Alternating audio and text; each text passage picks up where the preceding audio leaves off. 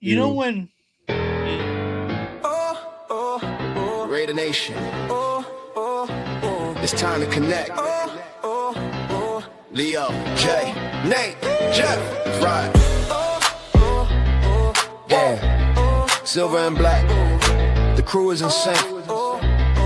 Breaking down the madness before you can blink. Another week, wow, another storyline. But the Raider connection keeps it all in line. From Vegas lights to the East Coast grind, we talk that truth, no filter, no rewind. Four voices strong, so buckle in tight. It's time to bring the nation to life tonight. This is the Raider Connection Show, where the silver and black stories flow. Leo, J, Nate, and Jeff on go, breaking every play down blow by blow. R and 4L, you already know. Welcome to the Raider Connection Show. Leo with the facts, breaking down the scene. Jay brings the fire, keeping takes real mean. Nate on the road with the vibe and the view. And Jeff swings heavy when the nation needs truth. Wins or losses, we show up proud. Raising Raider Nation, loud and loud. Hit that chat, pull up, don't wait. This is family, this is connection, this is fate. Silver shields up, the energy grows. Four voices united everywhere that it goes. Every first down, every heartbreak hit. Raider Nation stays locked, we don't quit. This is the Raider Connection Show, where the silver and black stories flow. Leo, J, Nate, and Jeff on go, breaking every play down blow by blow. R and 4L, that's how we roll. Welcome to the Raider Connection Show. So grab your drink, hit subscribe, let's ride. Raider Nation strong, we never divide. From kickoff to the final echo, you're tuned into the Raider Connection Show. Hey!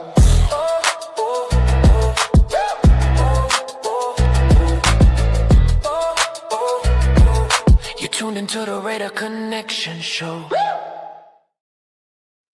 What up? What up? What up? Oh, this guy.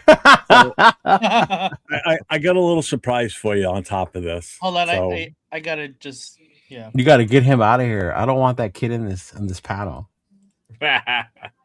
He's gonna come in with some hate. I got a special for you. You ready?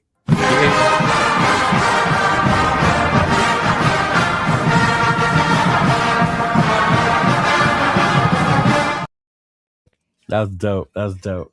So, I couldn't let it go too long because I didn't want to get nailed for copyright. So I did look into it today. So I'm like, all right. So I'm just going to do this. Had to do it out of respect to Lou Holtz and you being a huge Notre Dame fan. Thank you, And man. Appreciate See, that. this affected me a little bit too because remember I grew up in the '80s and everything back when Notre Dame was big and Lou Holtz was everywhere when it came to college football. Yeah. So I mean, I grew up in that era where Notre Dame was like hot shit back then. And obviously one of our greatest players to ever grace our presence in Raider Nation came from Notre Dame. So, So rest in peace to Lou Holtz and honor you, Leo, as a huge Notre Dame fan. So I was thinking of you today. So. Yeah, thanks, bro. Yeah, I grew up. That's how I started liking Notre Dame with Coach Holtz, Lou Holtz. That's why my hats always get the ones like this because they remind me of Coach Holtz. As everybody knows, we've got a special guest tonight. So I'm going to bring him in. So this is a guy that lives and breathes silver and black football. If you've been around Raiders YouTube or social media, chances are you've seen him, you've listened to him, you've heard his takes, his commitment to talking real Raiders football with the fan base. He's been building his own platform for years, giving Raider Nation a place to debate the future of the team, the direction of the silver and black. So let's give it up for Mr. none other than Raider Ben. Coach is wildin', bro. He said Wi-Fi Willie. I appreciate the warming introduction. Jeff, thanks for having me, man. With good Leo, Jay, Nate, up, man? Jeff. No problem, man. Appreciate you guys. When Leo mentioned this last week, I'm like, oh hell yeah. He goes, what do you think about having Raider Ben? I'm like, fuck yeah, why not? Plus. Yeah, because I mean, I get out here and talk football with you guys, man. And I watch your shows all the time. You know that I'm always in your chats and everything. I equate you to like Afakasi. You two guys are super passionate about the team. and you take it to a different level sometimes. Like we all see how AR reacts to certain things, and you're that same way, that genuine part, you know. Yeah, I pride myself on wearing all my Raider emotions on my sleeve. I don't you hold do. back. If there's one thing about me, man, regardless if you don't like to hear it or not, I'm always going to tell you my true opinion on the team. If I think the team sucks, I'm not going to tell you the team is good. I'm going to tell you the team sucks. You know what I mean? So pride myself on, just being real all the time. Don't sugarcoat shit. There's a lot of content creators on here, man, that sugarcoat shit for the nation and, make them get a little bit over optimistic. And that's when your feelings get left down. Sometimes you got to leave the feelings at the door and just be real about the Raiders. And that's what I try to do. So, yep, absolutely. So let's see who we got with us in here tonight. We've got Money Chuck's in the building. James Firpo's here. Raiders. Armand's here. What's going on? Let's see. Urban Country Raider, what's up, man? How you doing? J-Ro's in the house. Bueno's in the house along with his fridge. Yeah, I saw Bueno this morning, man. Jet Li is here. What's up? Let's see where Bueno gets around, man. Coach is here. What's up, Coach? Alfredo's in the house. Let's see. Alon's here. What's up, Alon? Yeah, no, this is Wi-Fi Willie in the middle there. Yep, definitely him. I'm Wi-Fi Willie. Rorschach's in the house. Ja Raid is here. Raider Travis, what's up, my guy? What's up, Trav? Who else? Raiders 49ers Red Zone, what's up, man? Jerry's here. What's up, brother? Edgar Sosa. And all right. So I never. So let me ask you this so we can kick this thing off going here. Que pasa, Mufasa? Before we get into Raider talk, just anybody that doesn't know Raider Ben, we just do a little backstory on him basically real quick here. Just ask him a couple of questions. Where did Raider Ben start? Like, when did you start doing what you're doing with YouTube? Because I know you've been at it for a while. Yeah, so I originally came to YouTube in 2015. I was about 18 years old. I was about 16 years old when I found out about, some of these content creators back in like 08, 09 or something. I started watching Raider Mikey Raider. Some of you guys may know by Raider Central. Yeah. He's like the original content creator on YouTube. I watched him. I watched some guys back there, Samoan Raider, the Black and Silver Way, Raiders _1995. Some of you guys might know him by Byron Live. A lot of these guys, man. And, I came across a community called the Trash Talking Circle, and there was a guy in that community that represented the Raiders. His name was Pistol 2130. He's a Los Angeles Raiders fan. He's from LA. And when, I heard him come on here and I heard him, be unfiltered and cussed a little bit. It was a little bit different from what I saw from all these other, Mikey Raider. They always wanted to keep it more professional. And I was like, fuck it. I can come on here and, can smoke my weed and drink some beer and talk Raider shit. I don't always have to be professional with it, man. So shout out to Pistol 2130. Show me that you can come on here on YouTube and have a good time and right. Be professional with it. You know what I mean? So yeah. So that's pretty much what made you start doing what you're doing then, right?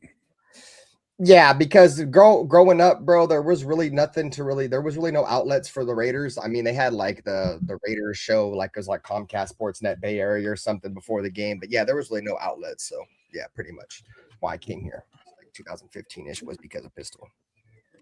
And for those of you that don't know, I mean, what just kind of quick, what kind of actual content do you do with your show?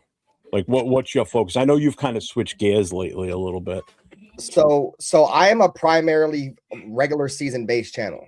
So in the off season, you will see a lot of off content from me. I like to game a little bit. You feel me? So you were doing gaming for a bit, huh? Yeah. In the off season, I do a little gaming just because I can't come on here, guys. I respect the fuck out of you guys to come on here every single week and do your shit multiple shows a week.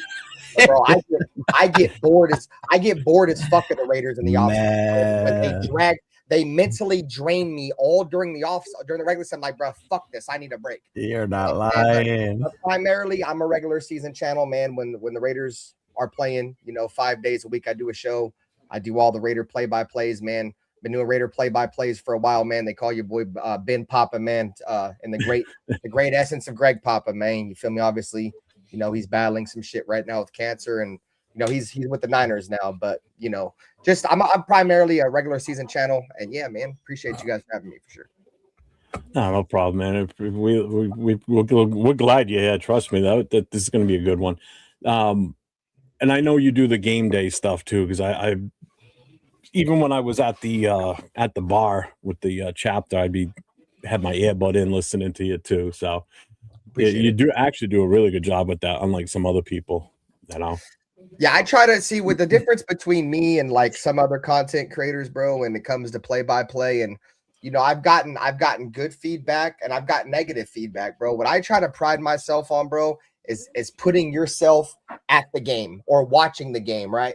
I break down formation by lineup all the way down. I'll be talking the entire game. I'm never quiet. So I give you lineups, formations, sets, all that shit, man. So I just try to be as descriptive. And like I said, man, it's like Greg Papa, bro. If you ever listen to Greg Papa, he would talk so good about the game where you could feel like you're there. You know what I'm saying? So I just try to pride myself on being as descriptive as I can as a play caller. So yeah, it was sad to see when the Raiders moved and then Papa stayed with the Bay. It was weird to hear another voice, man. It really was. Yeah.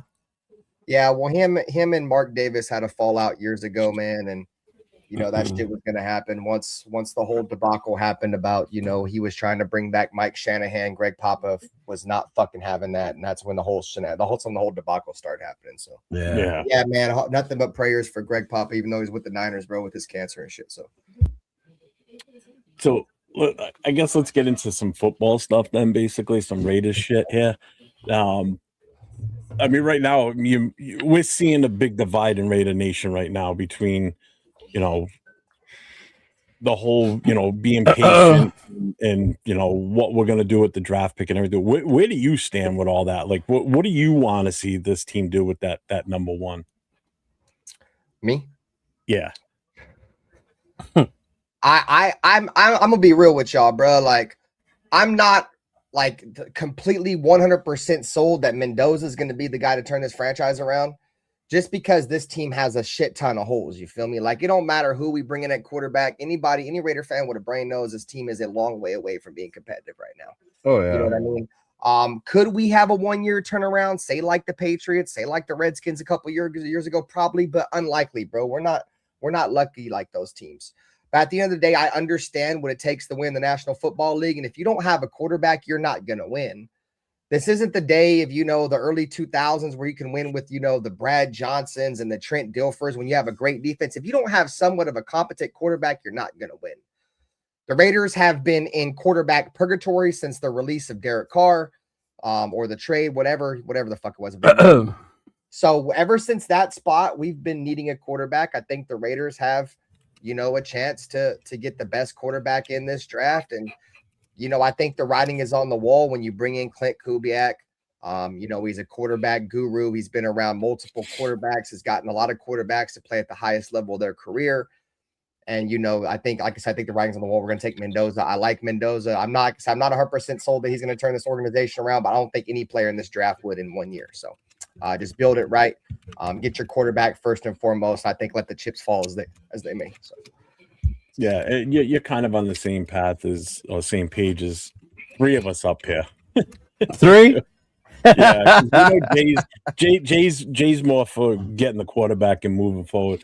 But real quick, you got a super on your channel there from Afakasi. Bent the best in the YouTube game when it comes to play-by-play. So shout out to Afakasi. What's up, AR? I'm glad AR is here. The reason I wanted to ask Ben too, and I know you introduced him real quick, but when I first started this whole thing, this YouTube thing, even just I didn't know any of this shit existed. So AR and Ben were one of the first two people that I actually met and talked to. We would show up in the chat, they would acknowledge us, stuff like that, man. So that's why when I saw Ben was out there again, gonna do the Raider stuff, I was like, oh shoot, let me invite him, bro. Because for real, I appreciate you and AR a bunch. Because you guys from the very get-go were very supportive of everything that we've done, I've tried to do. And then even when bringing these guys on, you know, when they started coming out, you guys started, hey, what's up, Jeff? What's going on? Da, da, da, da, da. So it's just awesome to see that still still going on, that it doesn't matter. Yeah. That as long as we're Raider fans, and we might not always agree, our takes might be different, but at the end of the day, we're all cool with each other. You know what I mean? So yeah. Shout out to you and to an AR brother for always being there. Yeah, well, see, I've always been a firm believer of, even like when I was first came back to doing like Raiders content about 4 years ago, because I did take a little hiatus. I just prided myself on, getting a band of brothers together and talk football. You feel me? Like a whole band of people. And it's I've gone through it's been leaps and bounds and shit of the people that's coming out of my life on YouTube, man. But no, man, you guys know me. You guys know me, bro. I support everybody who supports me, man. I think that's how it should be. You feel me? As we're all Raider YouTubers at the end of the day, you guys got to keep in mind, we don't work for the Raiders. None of us are insiders. Everything that we say on these shows is just opinion. And when everybody can have an opinion and not get their feelings hurt about another man's opinion, bro, that's what brings a lot of these shows, the greatness out of these shows. So yeah, for real. I got mine. You're what? I got the metal one. I just go to the tree. I ain't gonna lie. I got one with two claws, bro. One's longer than the other, just so you know. Like, You got the rake.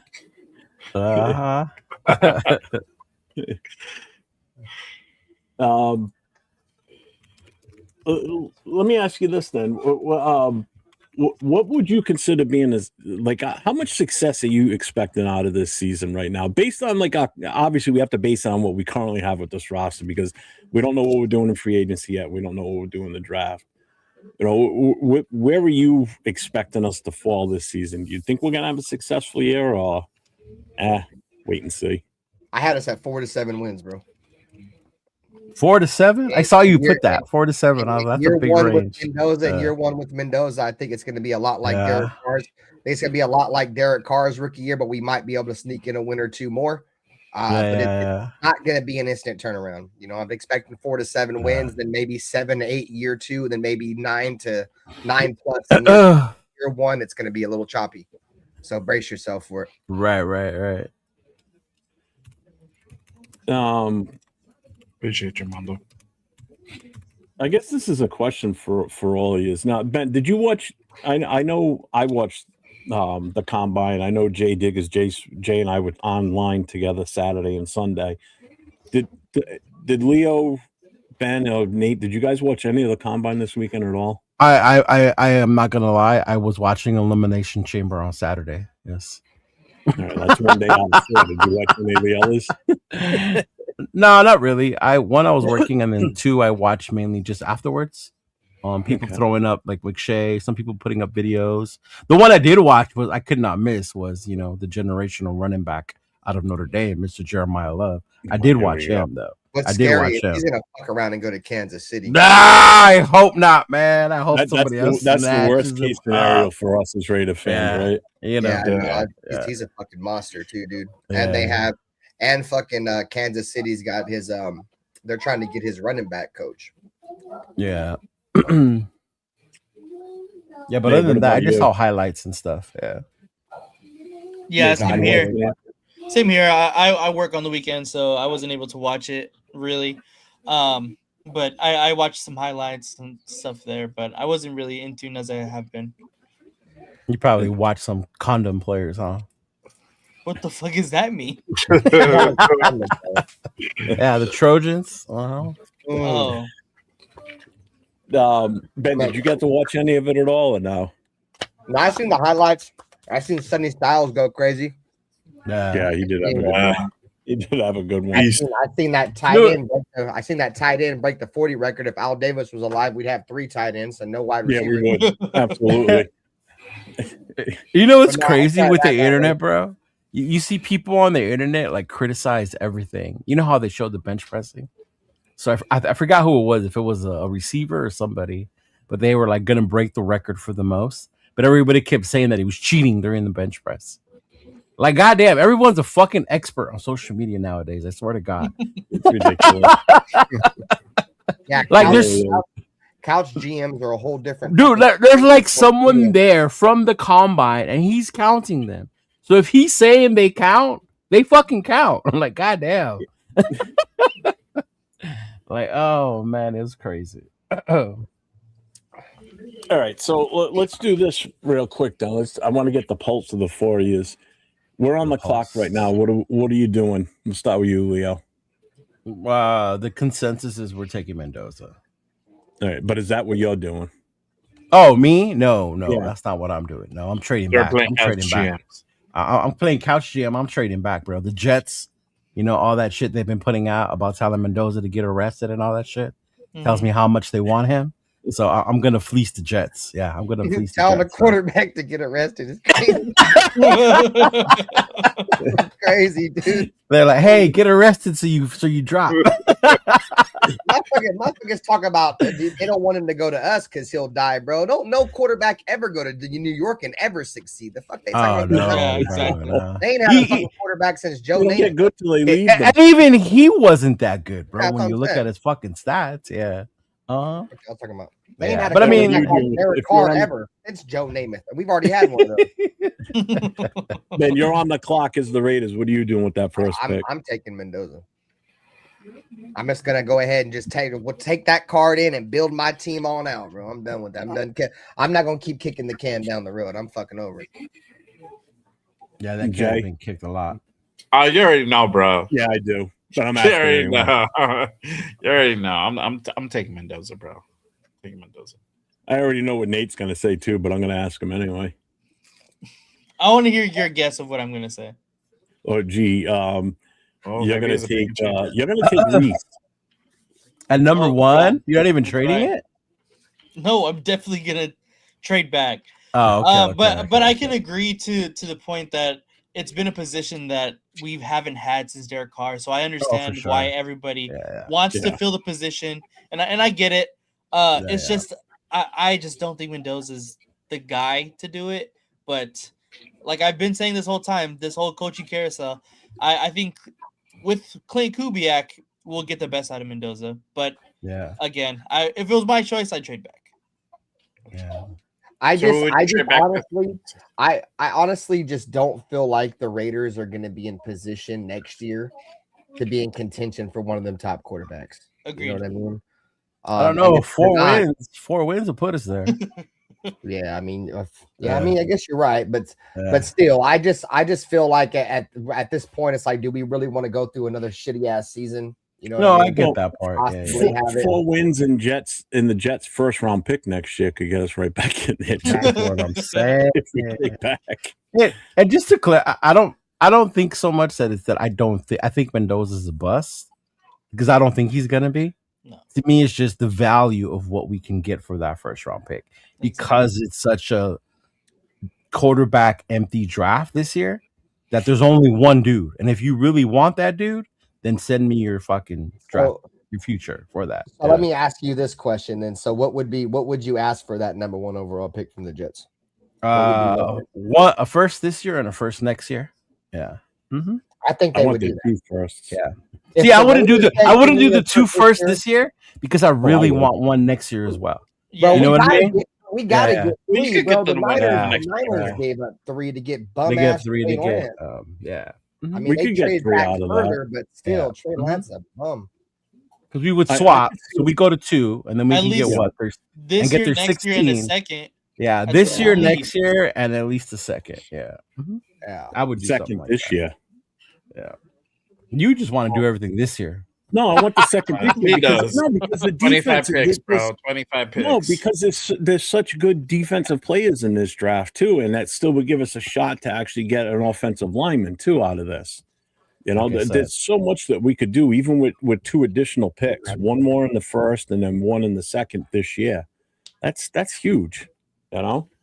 But we're We gonna could get get into another- that in a little Yeah, bit. but so's having that extra one next year as well. yeah, what's up, Raider? Because then you do If it you get- gradually. love. Yeah. You can get your guy. You can get your first next year. You just have to probably give up that second. Yeah. That's that little bargaining chip.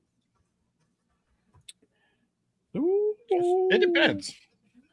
You never know. They might be desperate enough to give you that 2 firsts and the first next year and a second. So I know Ben walked away for a minute, but based on what you've guys seen for takes on on YouTube or whatever, outside of the first round, what's the next best prospect you guys are looking to target, like from the second round up? Like, who's the one that you want to see us try and grab out of this draft?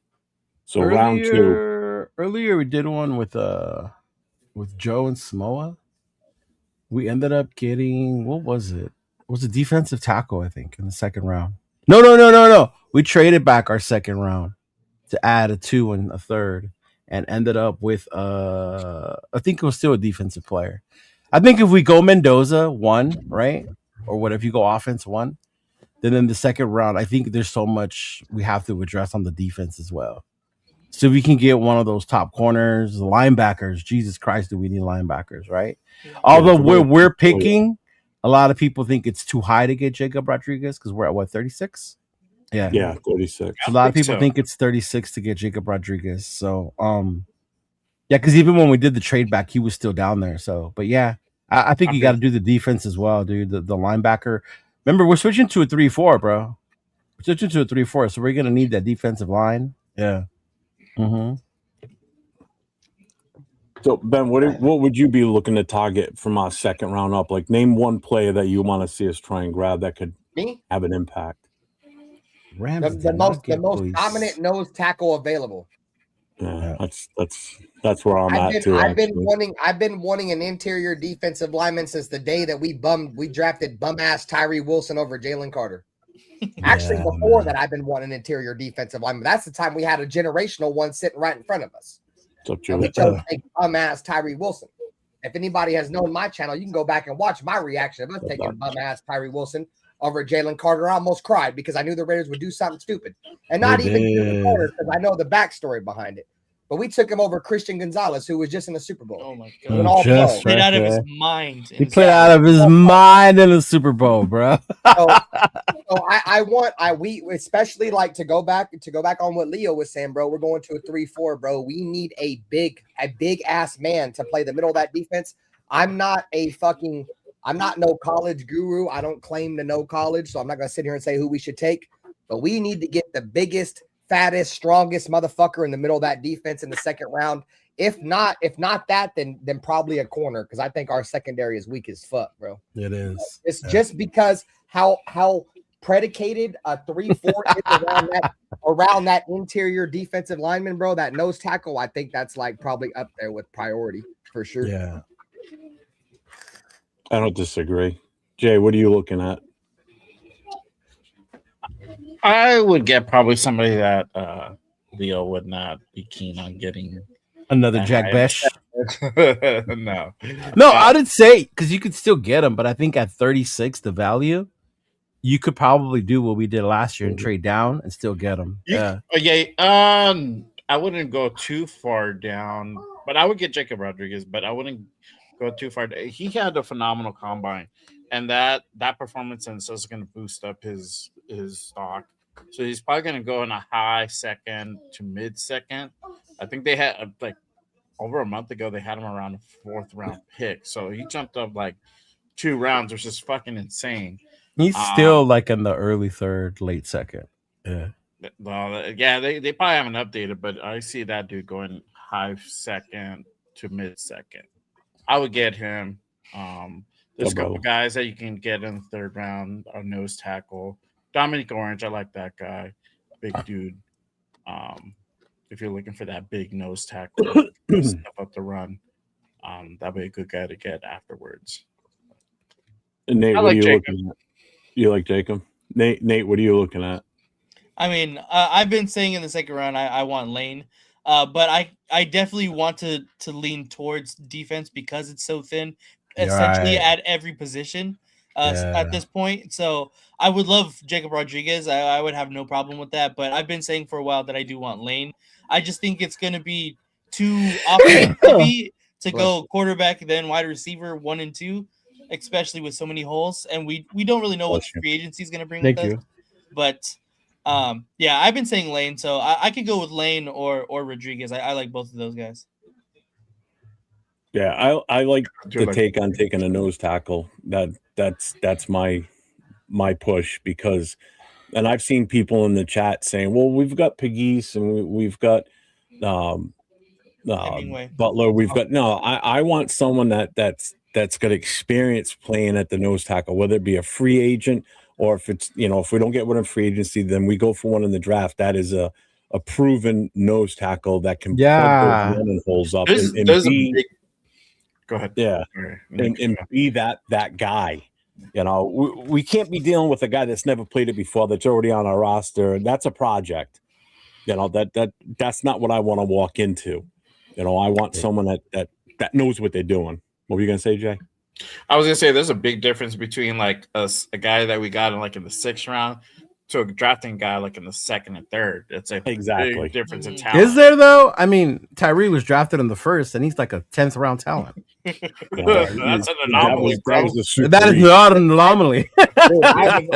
That's what happens when you pay attention to measurables. I've been calling Tyree Wilson the Alex Leatherwood of the defensive line for many years.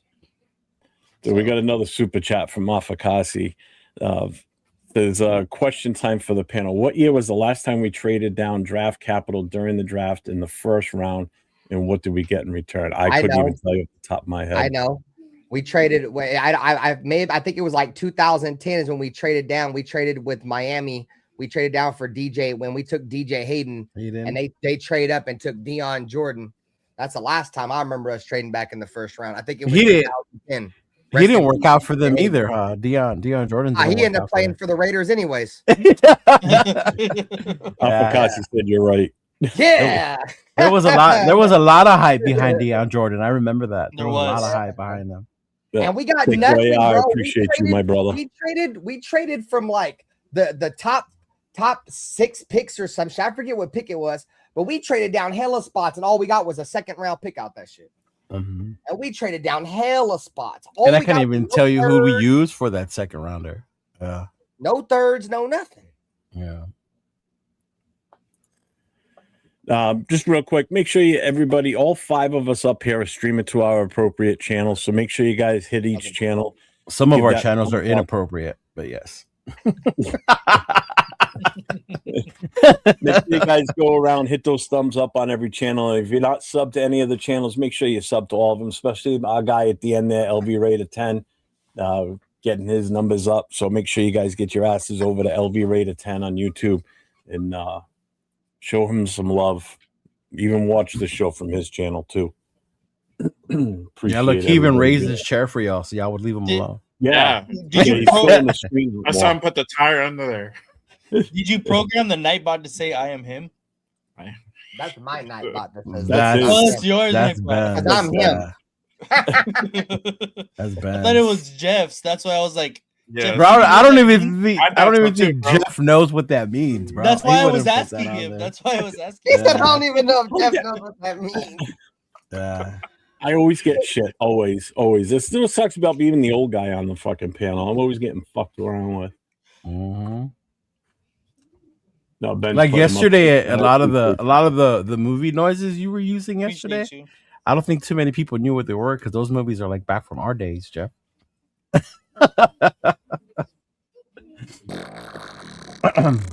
No, not that one. No. Is that a whoopee cushion that I just heard? Yeah. You found it. So yeah. Wait a minute. I gotta add something. I forgot. I posted everybody's link to everybody's channel in my chat. Thanks, man. I appreciate it. No Googling or chat spoilers. Oh, okay. Hey, bro, I'm like a fucking 5-time Wheel of Fortune champion. I don't need to Google shit off of You were the only one I lost to. I'm the only one a lot of motherfuckers lost to. Yeah, you're the only one I lost to. Defending undisputed 5-time champion. He said pronouncing his pronouns. Bro, Captain Jack came on my show, bro. He was so fucking mad that he lost, bro. He was on that bitch mad. Oh, I saw that. I saw that one, dude. I was laughing so hard how hard he was complaining. He swore he got robbed, but no, he got his ass handed to him in trivia. Dude, there's been a couple. Dude, Nutty Raider Nate fucking would almost lost to Nutty Raider Nate. I beat him by 1.2 on that motherfucker. Dog. Yeah. If he wouldn't, I swear to God, if Osfakasi would have named one more old ass offensive lineman, I'd have lost. Yeah. He was killing me on the O lineman, bro. Then he named him. He put up Matt Giordano, and nobody knew who the fuck that was. I'm like, y'all don't remember Matt Giordano? You don't remember Matt Giordano? He was ass, but he was one of the only white players to ever play in our secondary ever. How do you forget him? Yeah, I remember Giordano. So, let me ask this question because this is going to kind of open it up, I think, right here. How important is Maxx Crosby to the identity of his team? Oh, here we go. Oh, don't get me started. I guess this was the subject where you give a shit on, right? We're going to go down the line in order. We'll start with Leo first. How important is what? How important is Maxx Crosby to the identity of this team going forward? I'm going to tell you this right now. Going forward, it's not what it used to be because you are not going to be getting Fernando Mendoza. And quarterbacks run this fucking league. They are going to put this dude in front of everything. Everything. He's going to be the face of this fucking franchise with Ashton, with Bowers, shit like that. So, yeah. Going forward, not what he used to be. He's held us, those who have stuck around, right? He's been like our ray of shining light in all this darkness. But moving forward, the face of the franchise is going to be Fernando Mendoza. Yeah. Well, I'm with Leo. I'm with Leo, bro. I mean, the city of Las Vegas, bro, has been asking for a face since we moved to Las Vegas. Yeah. You know what I'm saying? All due respect to Maxx Crosby, you know, this is a quarterback-driven league. I made that the reason why I thought the Raiders would have took Shedeur Sanders. If we would have took him in the first round, even though I thought he wasn't worthy of a first-round pick, if we did, it's because they wanted to have somebody. They want to have somebody to put on a billboard to help sell tickets to get Raider fans to come in that building. Some kind of excitement. And I think, you know, that's the Raiders are sold, bro. They're going to take Mendoza. And that's where we're pretty much at right now, bro. So no, Maxx Crosby will not be the franchise, will not be the face no more, just because he's getting up there in age.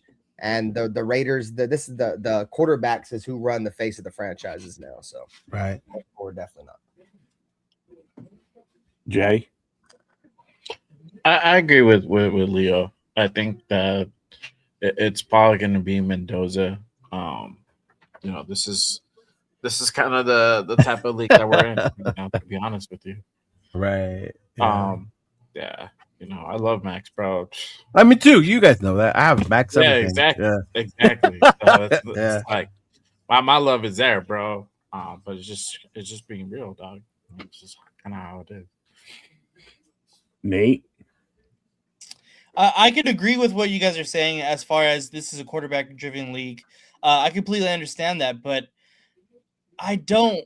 It feels weird to have Fernando Mendoza to be the face of the Raiders. It does. It doesn't. I get it. It doesn't sit right with me. It just doesn't.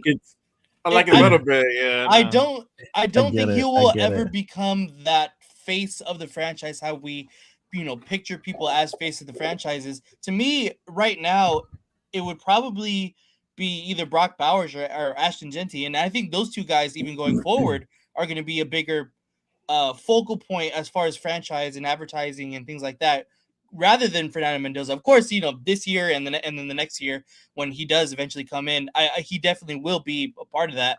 But I think the people that would embody, the organization more would be Genty and Bowers, and Maxx Crosby has been that guy for the the past couple of years. I love Maxx Crosby. I think he's a Raider through and through. But I don't know if Mendoza is going to be, he is, bro. Undeniable, he is. Undeniable, organizational face. I just don't see that. Look, Nate, we're gonna drive because you know how we drive in from LA. We're gonna drive in. Yeah. And that billboard that we used to see the compete one, it's gonna be Mendoza like this. Oh no, I can already see that, and I don't deny it at all for this next coming year. Yeah, 1,000%, he's gonna be everywhere, 1,000%. Bro. But I just don't see his personality being the face of the Raiders. Like that just doesn't it doesn't mesh to me. I feel like his personality is what the Raiders need in Vegas, bro. When the Raiders moved to Vegas, My biggest knock on them moving to Vegas, bro, is you're putting a bunch of young millionaires in the city of sin. Mm-hmm. You know what I'm saying? I can see that too. And I thought Derek Carr, when we took I'm like, Derek Carr is the perfect quarterback for this team in Vegas. He's going to be able to keep these guys grounded to where they're not out there doing a bunch of dumb shit.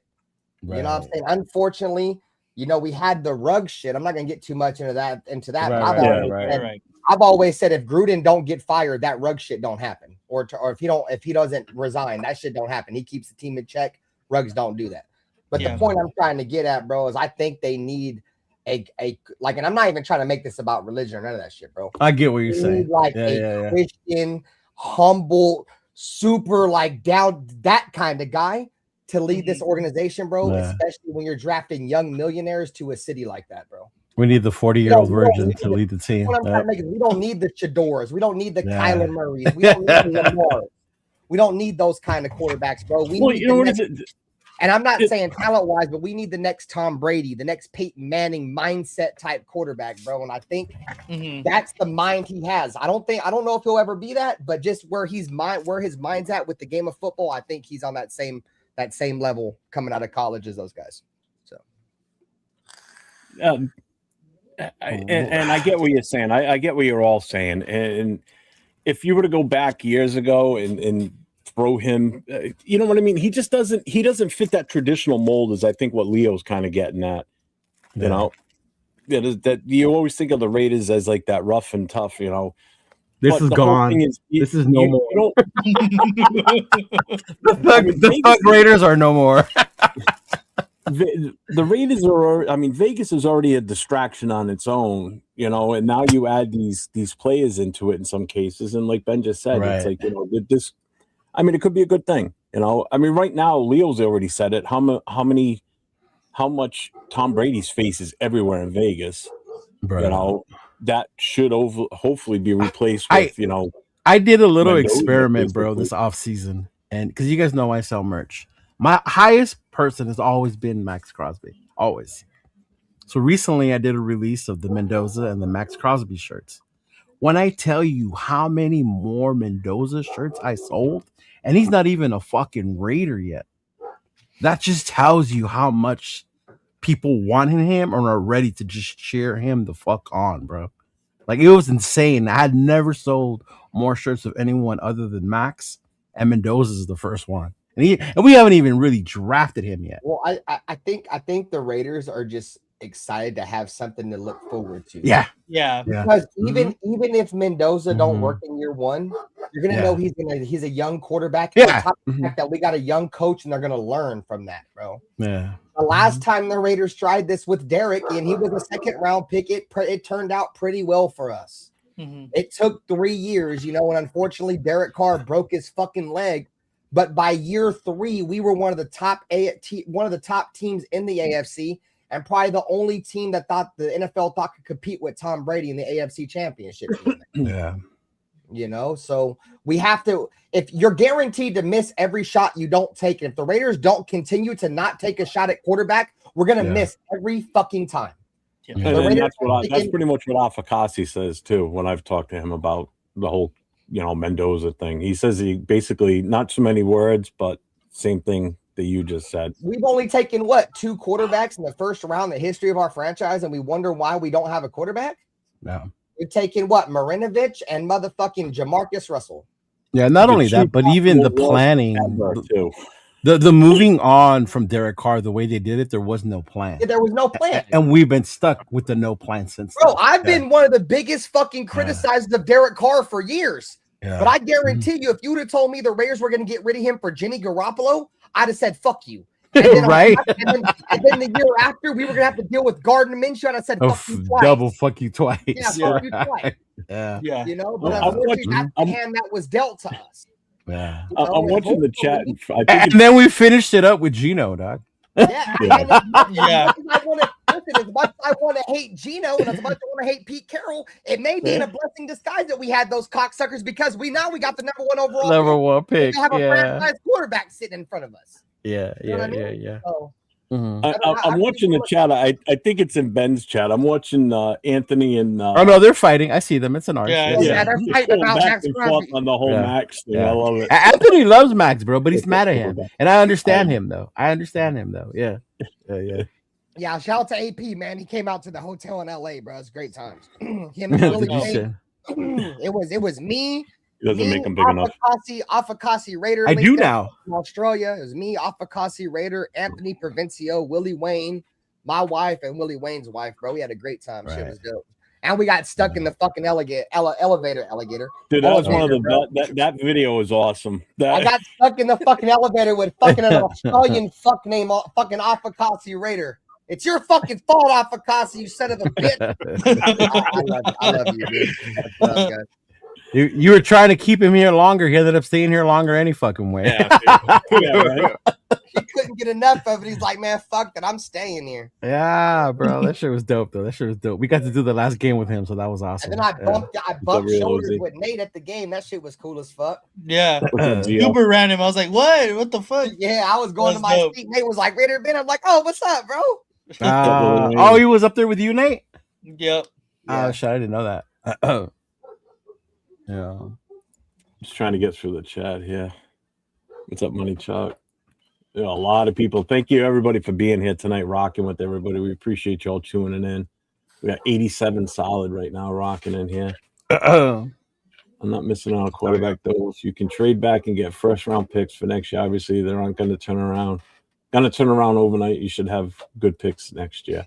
Well, on that note, with the picks, here comes. Is this what you have prepared for us today? No.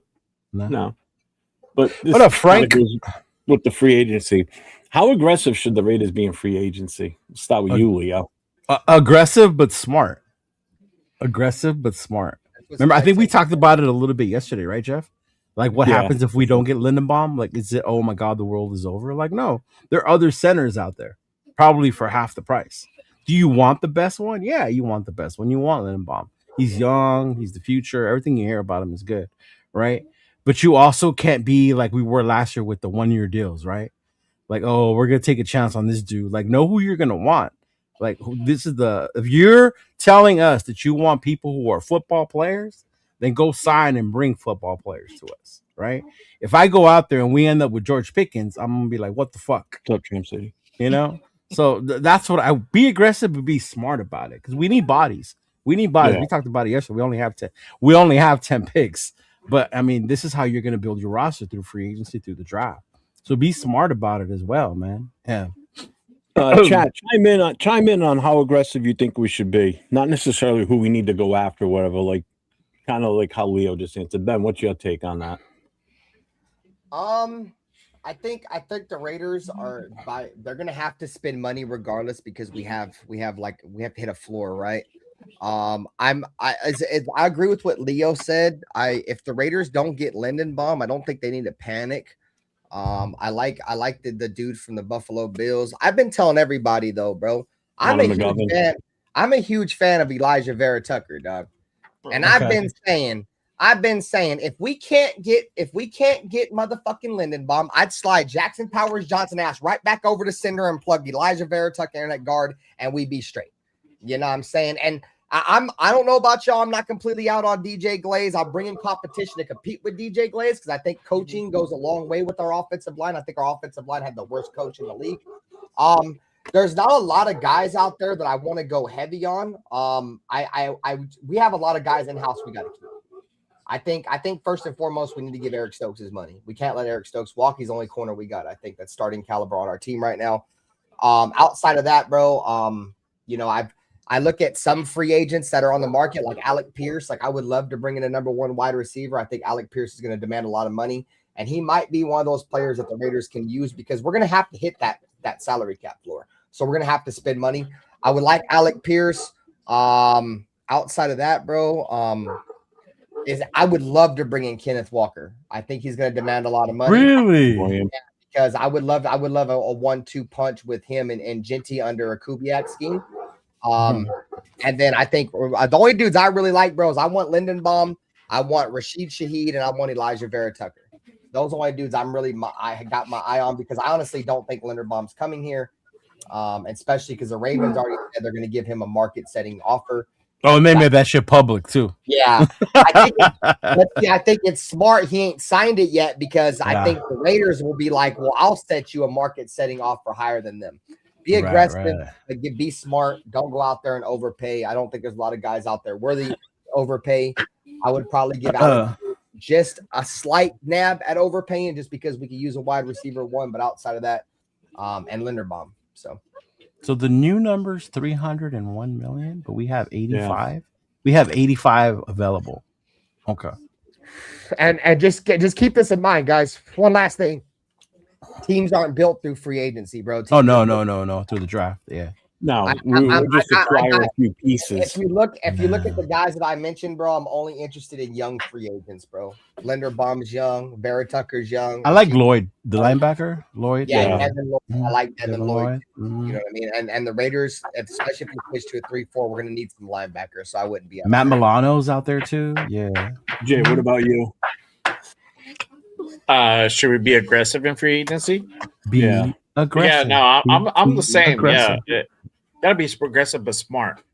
I think the one that you're gonna go aggressive on is Tyler Linderbaum, right? But this is the thing, and to Ben's point, if you don't get him, we still have a fucking center. Yeah, it's not like we got to go ahead and try to take a couple of swings, but if we can't make it happen, it's not the end all be all. Plus, there's other guys out there. I think on this free agency, there's a good market for O linemen.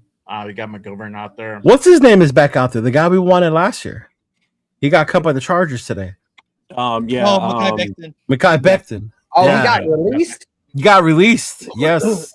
Oh, wow. Yeah. So there you go. See? So I think like this free agency class for linemen, it's probably one of the better ones in a few years. So I would definitely go ahead and pick up a couple of guys.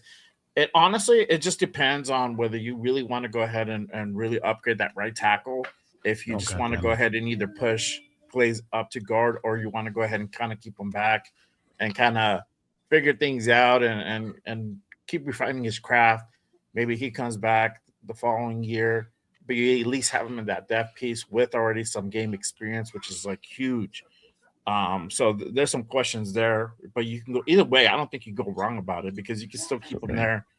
And now with Denson here, he might improve.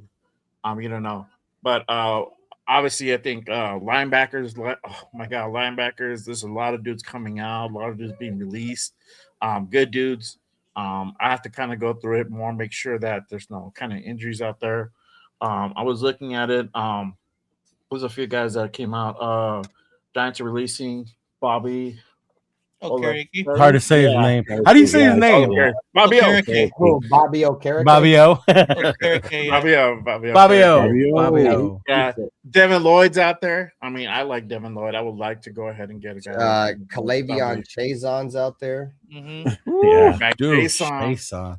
I don't think he leaves Vrabel though.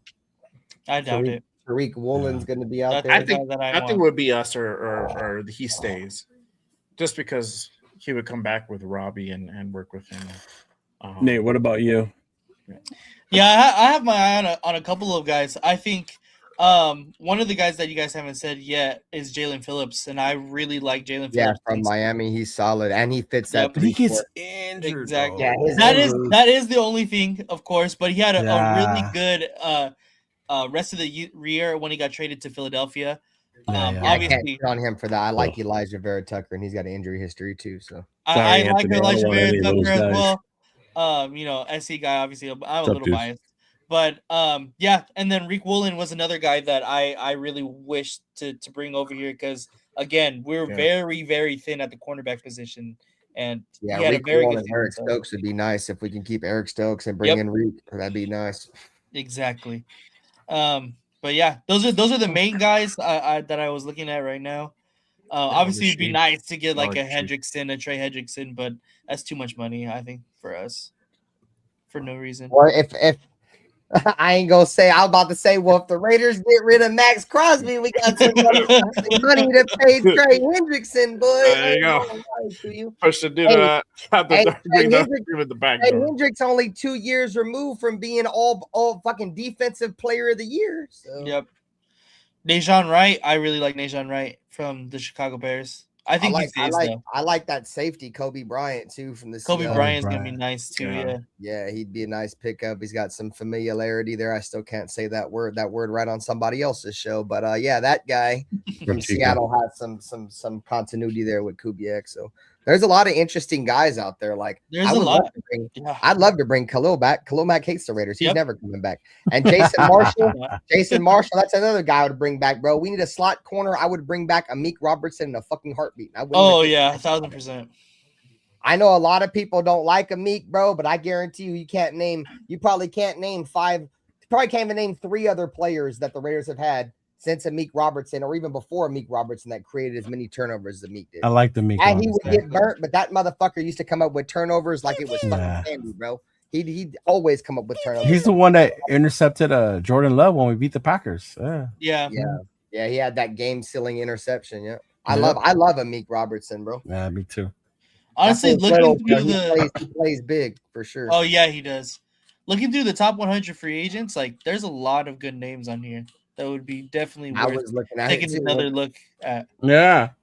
Like a lot more than the top guys, but if you dig deeper, bro, like Jaquan Brisker. Yes, bro, that's what I'm saying. He's a beast. That's bro. nice.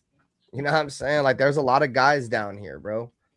Let me kind of break I wouldn't even be completely out on Bradley Chubb. Like if Bradley Chubb was willing to kick the tires and come rubbing in Denver's face, come on over, Bradley Chubb. We need pass rushers that can play 3-4, and Bradley Chubb has experience playing in 3-4. So, like Kobe Durant, I think Kobe Durant would be nice. Yeah, he's a beast.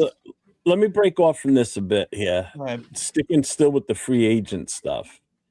How much of an impact? Now we thought one way last year with Pete, but how much of an impact would this coaching staff that was assembled weigh to get some of these free agents in that we might normally not have had a shot at getting? Like how much of a factor do you think that weighs in on this? I think it changes the pool of the players you get.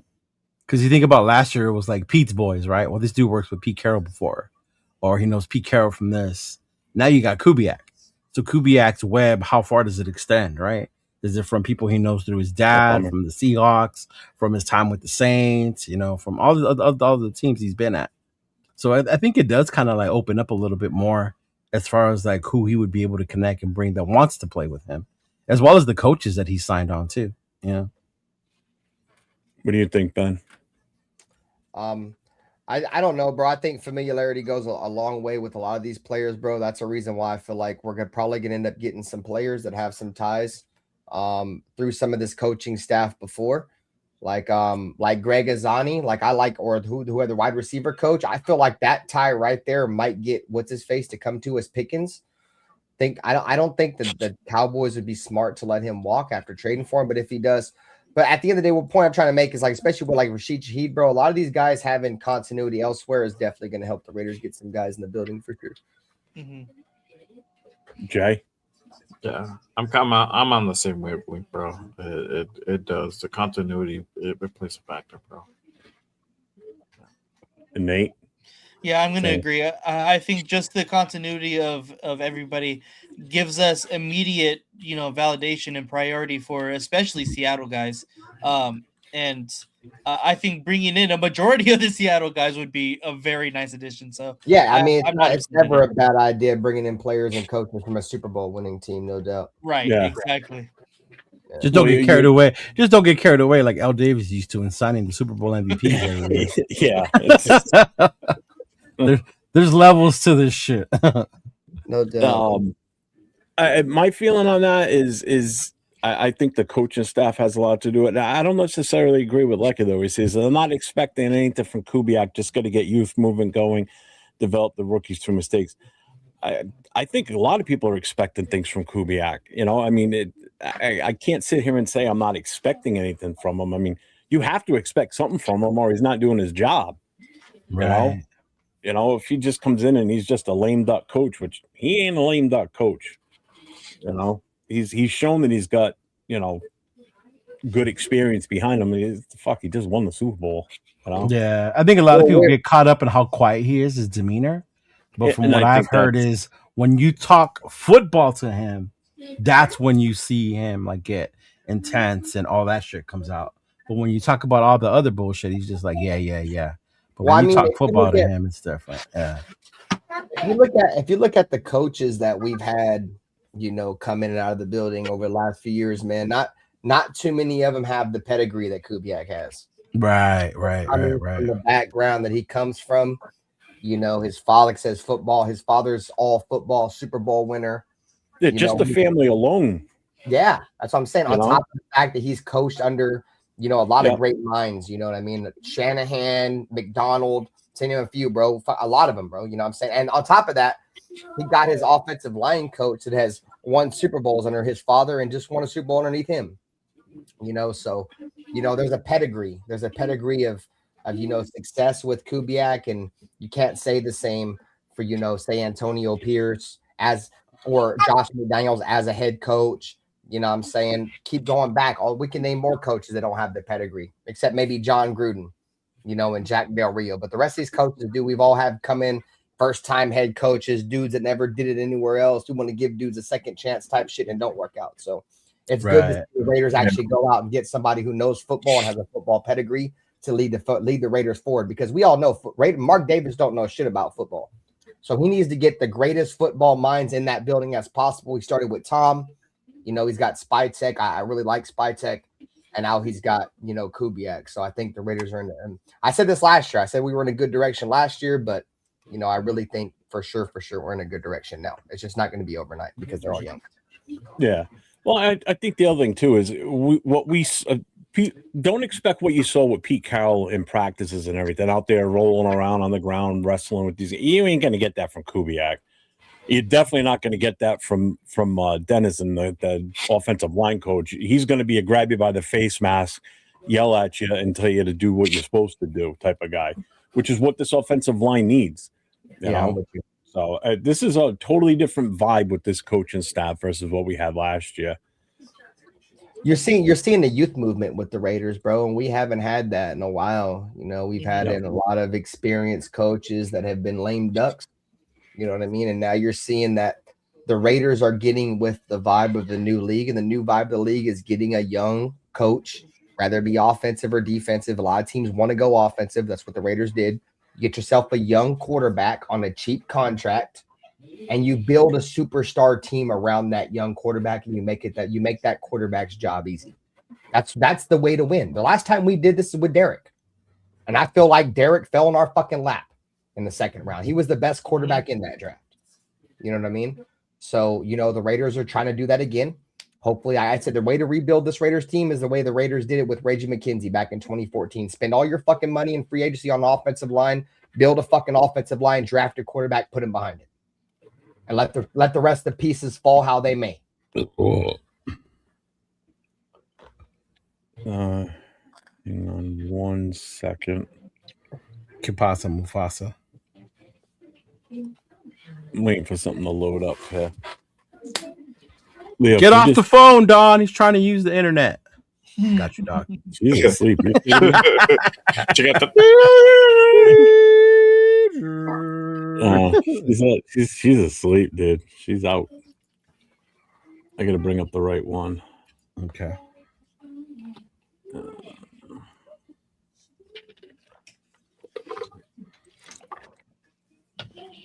You want to just look at the chat for me, Leo, while I'm doing this?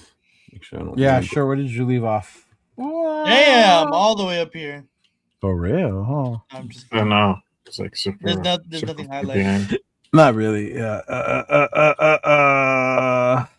just hope Kubiak doesn't get fired. If they go 0-17, he needs time right. That should crazy. that shouldn't happen though, either way. Shit, we're talking about a rookie coach with the rookie quarterback. Like, I don't even like that bad juju. That's bad juju. Yeah, big Lexa, we gonna win the West. We gonna win the West. That's hard, completely man. Two fucking opposite sides of the spectrum. Opposite ends, right? Right? Yeah, players call Kubiak the silent killer. Yeah, they do. Yeah, they do. All right, I think I got the right one now. You got it? All right, No. It's still loading, but I think I got the right one this time. He said 100% players are going to want to come because of our new coaching staff, but we have to be smart about it. That's true, man. We always got to be smart about it, especially when you're bringing someone to Vegas. Yeah. You don't want somebody to fall asleep at a drive-thru and have their car tilting like that, huh, Nate? We don't want that shit to happen again. You're talking about Snowden? Snowden. Remember Snowden? Yeah. Didn't Khalil Mack fall asleep in a drive-thru? One of our players fell asleep in a drive-thru for sure, bro. Was it Khalil? All these motherfuckers did. I forget. Man, no, I think it was Darren McFadden, bro. After he played for the Raiders, like after he was retired, this motherfucker fell asleep in the drive-thru. Really? Yeah, and his car was still in drive or some shit. See, that's crazy, bro. Yeah, it wasn't Mac. I think it was Darren McFadden. Hey, not Mac. Never. Nate Hobbs got that fucking speeding ticket in Vegas. So Nate Hobbs got like 2 speeding tickets in Vegas, going like over 100 miles an hour.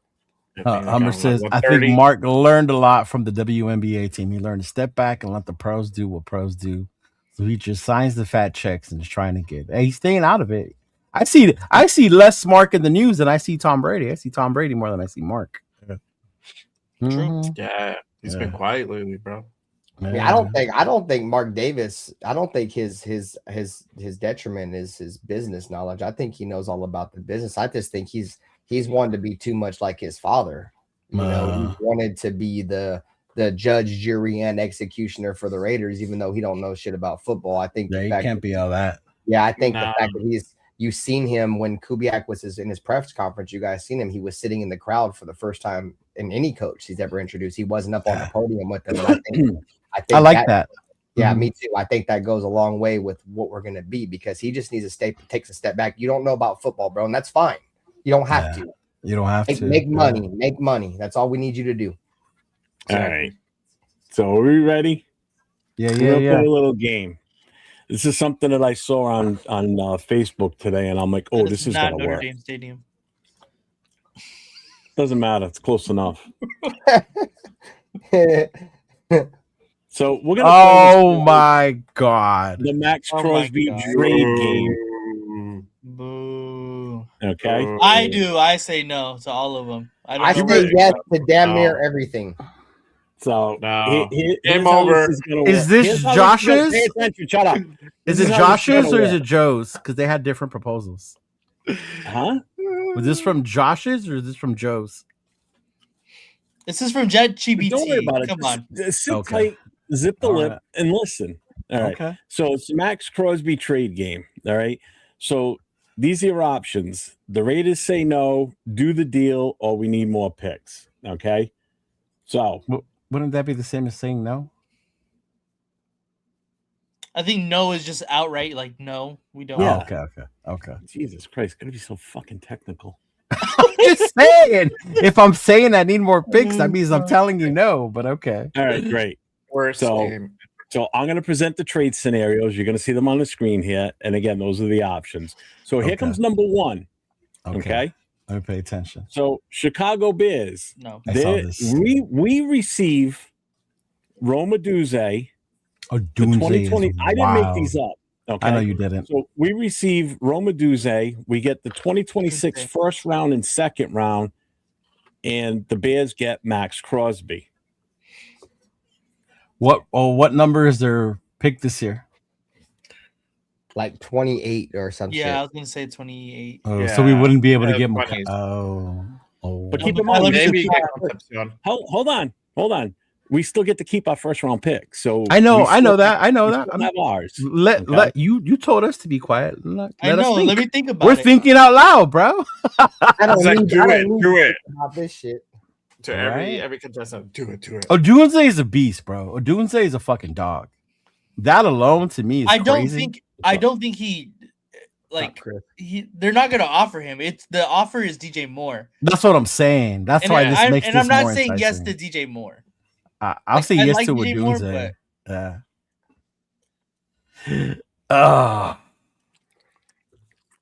And you still got Odunze on a rookie contract. Exactly. Whoa. You're jumping ahead, No, bro. I don't worry. Yeah. You're fucked up. So what are you guys doing? So the chat's kind of mixed. You got saying yes, some saying. Well, I would say yes to this one because you get a Deal. Dunze, you get an extra first rounder, No. right? And then you get another second rounder. And Romo Dunze was a fucking pretty. He was a fucking high. Kid, Yes. bro. Like He was like upper 13? second half of the first round. Yeah, upper second It half. was like top 15 pick, bro. Yeah. That means All you're getting a top 15 pick, the 28th pick, and you're going to get a prime second round pick. So Yeah. Actually, there's quite a few in here. I knew Coach was going to say yes. So Coach is going to say yes if we said a bag of fucking Twizzlers, because I know he wants to trade Max so bad. Damn, not even Red Vines. He'll go for the off-brand, the Twizzlers. Fuck. hey man, stop disrespecting Twizzlers like that, man. I fuck with Twizzlers, dog. Yeah, really. No Twizzler slander on this show, my friend. This is about the Raiders. So this is where it gets interesting. I did this after Rome the fact. was 9th overall. Okay. Damn. So this is the offer. Okay. And this is what I did with those picks. So I did an actual mock draft. Oh, here we go. No. Hear me out. Okay. You're not going to hate it. I guarantee you're not going to hate it. I don't know. You about can't that. guarantee that. You can't Here's guarantee the that. trade. Here's the draft picks made after the trade. So in every aspect, I still take Mendoza first. Okay. But this is what I did with those extra picks. So this is the one from the Bears. All right. So I'm taking Mendoza, take Caleb Banks with the Bears pick. I still take Rodriguez at number 36. Then I take Anthony Hill at number 57, which is the other Bears pick. And then with our original 67, I only did the first 3 rounds. I didn't do a full draft. I take the center from Kansas State, that kid Hedge. I liked him a lot. I'm doing that. I'm not even thinking twice about it. Yeah. And That's not bad. So we got Fernando Mendoza, Romo Dunze, Caleb Banks, Jacob Rodriguez, Anthony Hill, Sam Heck, just for Max. You know Well, what for I'm Max, you get a Dunze, Caleb Rogers, Anthony And Hill. we have a second round pick next year. Oh no, that was this year. My bad. That's No, that was just this year. year. Yeah, That was just that's 57. Yeah. I would don't know still about say the yes. mock draft. I think the picks, the potential of the picks for sure. Right. I would say yes to this, but again, I don't think Roma Dunze in any world. Well, would this get is offered. you have to keep. This is just saying if he was part of the trade. This Right, is just right. to give you an idea of I would what rather we do could that than DJ Moore. Yeah, exactly. Yeah, I know exactly. Everybody That makes in way fucking more the fucking world would sense, rather bro. do that shit. Yeah, Again, the 1,000%. main reason I did this is it at least gives you an idea as to what we could turn those picks potentially. It doesn't mean it's exactly going to be what I picked. It's just that that's what was there when it came time to pick. And I went with the BPA as much as I could. And Nathan does not like your projection. Yeah. I don't know about your picks. Yeah. I told you, best player available. That's what was there. You know, I went a little bit higher for Rodriguez at that point. I was about to say Rodriguez was the best player available. Yeah. He was still in the second round on that, and but Yeah, not but that, he wasn't not at best. 36. He Not was at like at 36. the tail end of the round too. I like Hill. Yeah, that would. I be like Hill nasty. too. Yeah. Well, That I would be looked at it nasty. this way. If we're getting rid of Max, so I want to rebeef the defense, obviously. So I wanted the defensive tackle, and I wanted to make sure we get 2 good linebackers out of this, and I still wanted to address something in the offensive line. So that's why I went with Hedge. So I went with that based on we don't get Linderbaum. And I'm using this in my head as we move along with this game. That if we got rid of Max, we sign Hendricks. Or if Anthony Hill wasn't available, Messidor. I was gonna say, yeah. Where's Messidor? Yeah. I'm surprised he didn't pick him. They leave Jeff's picks alone, bro. The reason I didn't take him But I'm was not mad at it though. I read up, he's going to be 25, so he's coming in older already, and he's got a little bit of a history with injuries. So I wanted to kind of stay away from that. I wanted to go for players that actually didn't have a history with injuries. So anyway, To the next one. yeah, I like Hedge too. All right, so this is the next one. He plays The guard Buffalo too, Bills. doesn't he? Hetch? He's guard Any and center center. can play guard. Yeah. It's center. Transition from center to guard is easy. This one is easier. So I saw this this one. I like this one. Buffalo Bills. So we get Ed Oliver. We get their 2026 first round in their second round this year. They get Maxx Crosby. Yeah. Yep. Go freeze your nuts off, Max. You like Ed Oliver? We could have took Ed Oliver the year we took Cleveland Farrell. I wanted Ed Oliver that fucking year, dude. Nope, we took Cleveland Farrell instead. Yep, dude. I ain't gonna lie to y'all. I'm playing spoiler. I'm damn near gonna say trade Max to any of these things, dude. Yeah, I would take Ed Oliver for that. Unless you offer me the most underwhelming offer of all time, I'm taking it, dude. Yeah. That's what I'm saying. That doesn't seem underwhelming to me. Yeah. Ed Oliver would be a huge part if we were to switch to a 3-4 defense. Yeah. I wouldn't be mad at that neither. And Ed Oliver, he might not be a fucking all pro, but he's an extremely productive interior defensive lineman and has been since he joined the league. So most of the chat's saying no on this one. What are you guys saying? Leo, you say yes? I say no, but I don't like this one. No. I don't know. I don't think it's well, and I don't think they would give up Ed Oliver, to be honest. Well, they weren't gonna give up a Doomsday either. No, yeah. they weren't going to give up a Doomsday neither. Going back to Nate's point. Yeah, this is all on ifs, bro. Yeah. All right. Well, here's what I did. Oh, here we go. So this is what I did with that one. Again, I took Mendoza. Of course, you took. I took Fano tackles with that first pick. All right. Then I took Caden McDonald at nose tackle. He's damn good. He's up there. Then I went with Mason Thomas as a defensive end, and then I took Skylar Bell from UConn as the wide receiver because that wasn't a wide receiver included. We were getting Ed Oliver, so I figured, all right, so I'm going to go offensive line first, and then go from there. Yeah. I like the trade, but not what you did. Yeah. No, if we're giving these trades, just give you an idea of where we're going to fall. So at 25, you can still get a 26. You can still get a guy like Fanu, who's probably going to be one of the higher rated offensive linemen in this draft too. I'm surprised I think he's going higher. He was at 26. Yeah, exactly. They're mock. Fucked up, Jeff. It's very true. All I says it doesn't have enough. It's very true. 100%. I got money, Chuck. Negative Nelly. God damn. Now on this one, you lost me on the draft picks. All right. So here's this one: Dallas Cowboys. We get the number 20. That's 2 first rounders, bro. The best trade available. That's the best one. Yeah, this is the best one so far. That's 2 first rounders. You didn't even have to finish getting to the goddamn thing. Yes. I think I'm more worried about what Jeff picked with 12 and 20. Yeah, bro, that's what exactly what I picked. That's exactly I didn't see it. With that Buffalo one, Ben, this is what I took. Boo. Oh, that's the Buffalo one. I'll let you guys. That's the Buffalo one. Again, you're hitting Fano that low, bro. That's crazy. No, that was the one we just seen. That was the one. Okay. All right. I'm just curious to see what Jeff did with 12. Yeah, that's what I want to see. Yeah. Right. This one I say yes to. Though. Not enough. We've got a super chat in the house from Aunt 6. Hey, what's up, Oz? And he's basically saying, I'll say it for him. He said Dustin, Ozzy, Cortez, and Sultan. That's from Aunt. I fucked with Dustin, Ozzy, Cortez, and I ain't gonna lie, Sultan. He said he was gonna whoop my ass and all kind of shit. No drama shit, but yeah, fuck those guys. Thanks, Aunt 6, for the $5 super. Enjoy your 3-day weekend, Aunt 6. Yes, sir. Yes, sir. Enjoy that. All right. I just want to see what you did. I'm going like insane. Yeah, what did you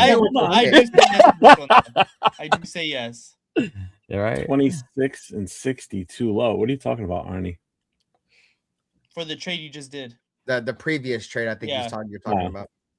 Yeah. Well, again, I didn't make those up. I didn't make any of these up. No, Josh did. Yeah, these were. Yeah, that's. You know what? I think that is where I got that from. Mm-hmm. Yeah. So Lecky's saying yes on this one. Al doesn't answer. He just says he hates the Cowboys. Hummer still says no. 3 first, absolutely. That's not 3. That's trade it fucking 2. quickly. Okay. Well, he wants 3 first. Oh, he wants 3. Okay. The 3 first. I would just add a second or third to that. Right. I look at it like this, bro. I said this shit like 2 weeks ago or 3 weeks ago. If there's one team that's going to offer us multiple first round picks, I think it's going to be Dallas. Oh yeah, Jerry will love him. The reason why I think it's going to be Dallas is, if you guys remember, there was a fucking report that was legit report that Dallas reached out for Maxx Crosby like 2 or 3 years ago, and we said no. I remember at the time. You know what I'm saying? The Cowboys are coming off a year where they just got 2 first-round picks for Micah Parsons. You know what I mean? So they're probably going to look at it like, well, fuck it. I'm going to go ahead and take those 2 first-round picks that I got from Micah, and I'm going to go ahead and use them for fucking Max. And Max, if you guys don't know, he's originally from Texas. He went to fucking I just found out college in Michigan. I thought he was from Michigan, but he's from Texas. So there's a lot of ties between Dallas and Maxx Crosby, and there has been for years. He rarely talks about being from Texas. Yeah, he talks about it a lot. Yeah. So if there's one team that I think will offer tattoo in his thigh first, because they might just look at it like a trade-off. I haven't looked at Max thighs as hard as you have. They may look at it like this: we're trading Micah Parsons, who obviously is disgruntled and don't want to play here. We're going to trade him. Obviously, it was between 3 teams, right? But at the end of the day, it's pretty much going to be they traded 2 first, and for Micah got 2 first. I'm going to trade them same 2 first for Max, so it's a trade-off. Like they traded Micah for Max. I think that's how they're going to look at it. Yeah. You know what I mean? And it's cheaper too because they're getting Max on the deal that we got him at. And Max Crosby's on a treat. Max Crosby's on a cheaper deal than what they would have had to pay Micah. Yeah. Coach said, did Nate really just say what I think he said? Why? What did you say? I must have missed it. I said he has a huge Texas tattoo on his thigh. Damn. Look at I did not know that. I did not know that. I didn't know that either, bro. It's like Fun fact from Nate. Yeah. Max ain't from Flint. Coach is calling you out, man. Yeah, he did. He said that, bro. He said that. All right, let's see what you did, man. All right, so here's what we did. Now we're liking it. Now we're liking it. Nate approves. I actually like that one more than the honest, Buffalo one. I do like that one. It's probably I like that your one, best bro. mock draft so far. Yeah. Without Mekhi Lemon, it's probably your best. Yes, I think you hit it out of the park, Jeff. So this is obviously, like I said, I took Mendoza every time because I didn't want anybody bitching at me, and I figured we're getting the extra draft picks. I'm not again. I am not all. If we trade Max and we get like this deal from the Cowboys, then we stick with number 1 and we take Mendoza because we're gaining 2 more first-round picks. Oh, hell yeah. Because look at what we can do with this. Right. You know, so you get Mendoza, you get your wide receiver, you get your defensive tackle, you get your linebacker that everybody wants, and then we still can get Gunker. Yeah, I like that one. Well, you know, what is wrong with that? I think that would be one hell of a follow-up. I'm gonna be real with y'all, bro. Now that we're like through all like most of these trade proposals, I honestly think Maxx Crosby's value is a 1st and 2nd round pick. I don't think he has a 2 first-round pick value. I'm just not especially after the injuries. No. Not just this injury. I mean, he's missed multiple games for multiple seasons. You know what I mean? Yeah. And on top of the fact that Maxx Crosby's game in terms of like his bag of moves is extremely thin, bro. Like if he can't win you with speed of the outside and you counter his spin move, dude, he's pretty much boxed. On top of the fact that he's fucking about to hit 30 years old. So I proposed this question before on my channel. Do you think the Raiders will get more? Do you guys think the Raiders would get more for Maxx Crosby than what we gave up for Devontae Adams from the Packers? And I don't think we will, because Devontae Adams, when we got him from the Packers, was in the prime of his career. He was an all-pro. And we gave up what, 1st and a 2nd? Right? We got a 1st and a 2nd and got for Devontae. And he was an all-pro. Maxx Crosby, I love Max, but I'm extremely critical of all of our high-paid players. He's never been an all-pro ever in his career. He's been a 2nd-team all-pro, never been a 1st-team all-pro. So outside of the Dallas Cowboys, I think the Raiders are going to get a 1st and 2nd. That's what they're at most, and maybe a player at most. But that 2 first-round picks, it's out. Damn, but this is Jerry Jones we're talking about. He is totally unpredictable. He could pull something like this. That's the thing. He may fuck around, give us 2 firsts and a 2nd. The Raiders may get more from Dallas than they will any other team. On top of the fact that Dallas and the Raiders, the Jones and the Davis family, have a rich history with one another, bro. Like we've always scratched each other's back in the past too, bro. You know what I'm saying? Dude. They've had a lot of our former players with Amari Cooper and Darren McFadden. They've had a lot of our old Jerry Jones is the guy who's made Dak Prescott the highest paid quarterback. So no, I'm with you. So Jerry Jones just does whatever the fuck he wants. Yeah, he's pretty much reached the Al Davis level of senile at this point. Yeah. All right. So there were more. There's more. I didn't do a draft for this one. Woo! You get it the first round next year? I saw that one. Yeah. I saw that one.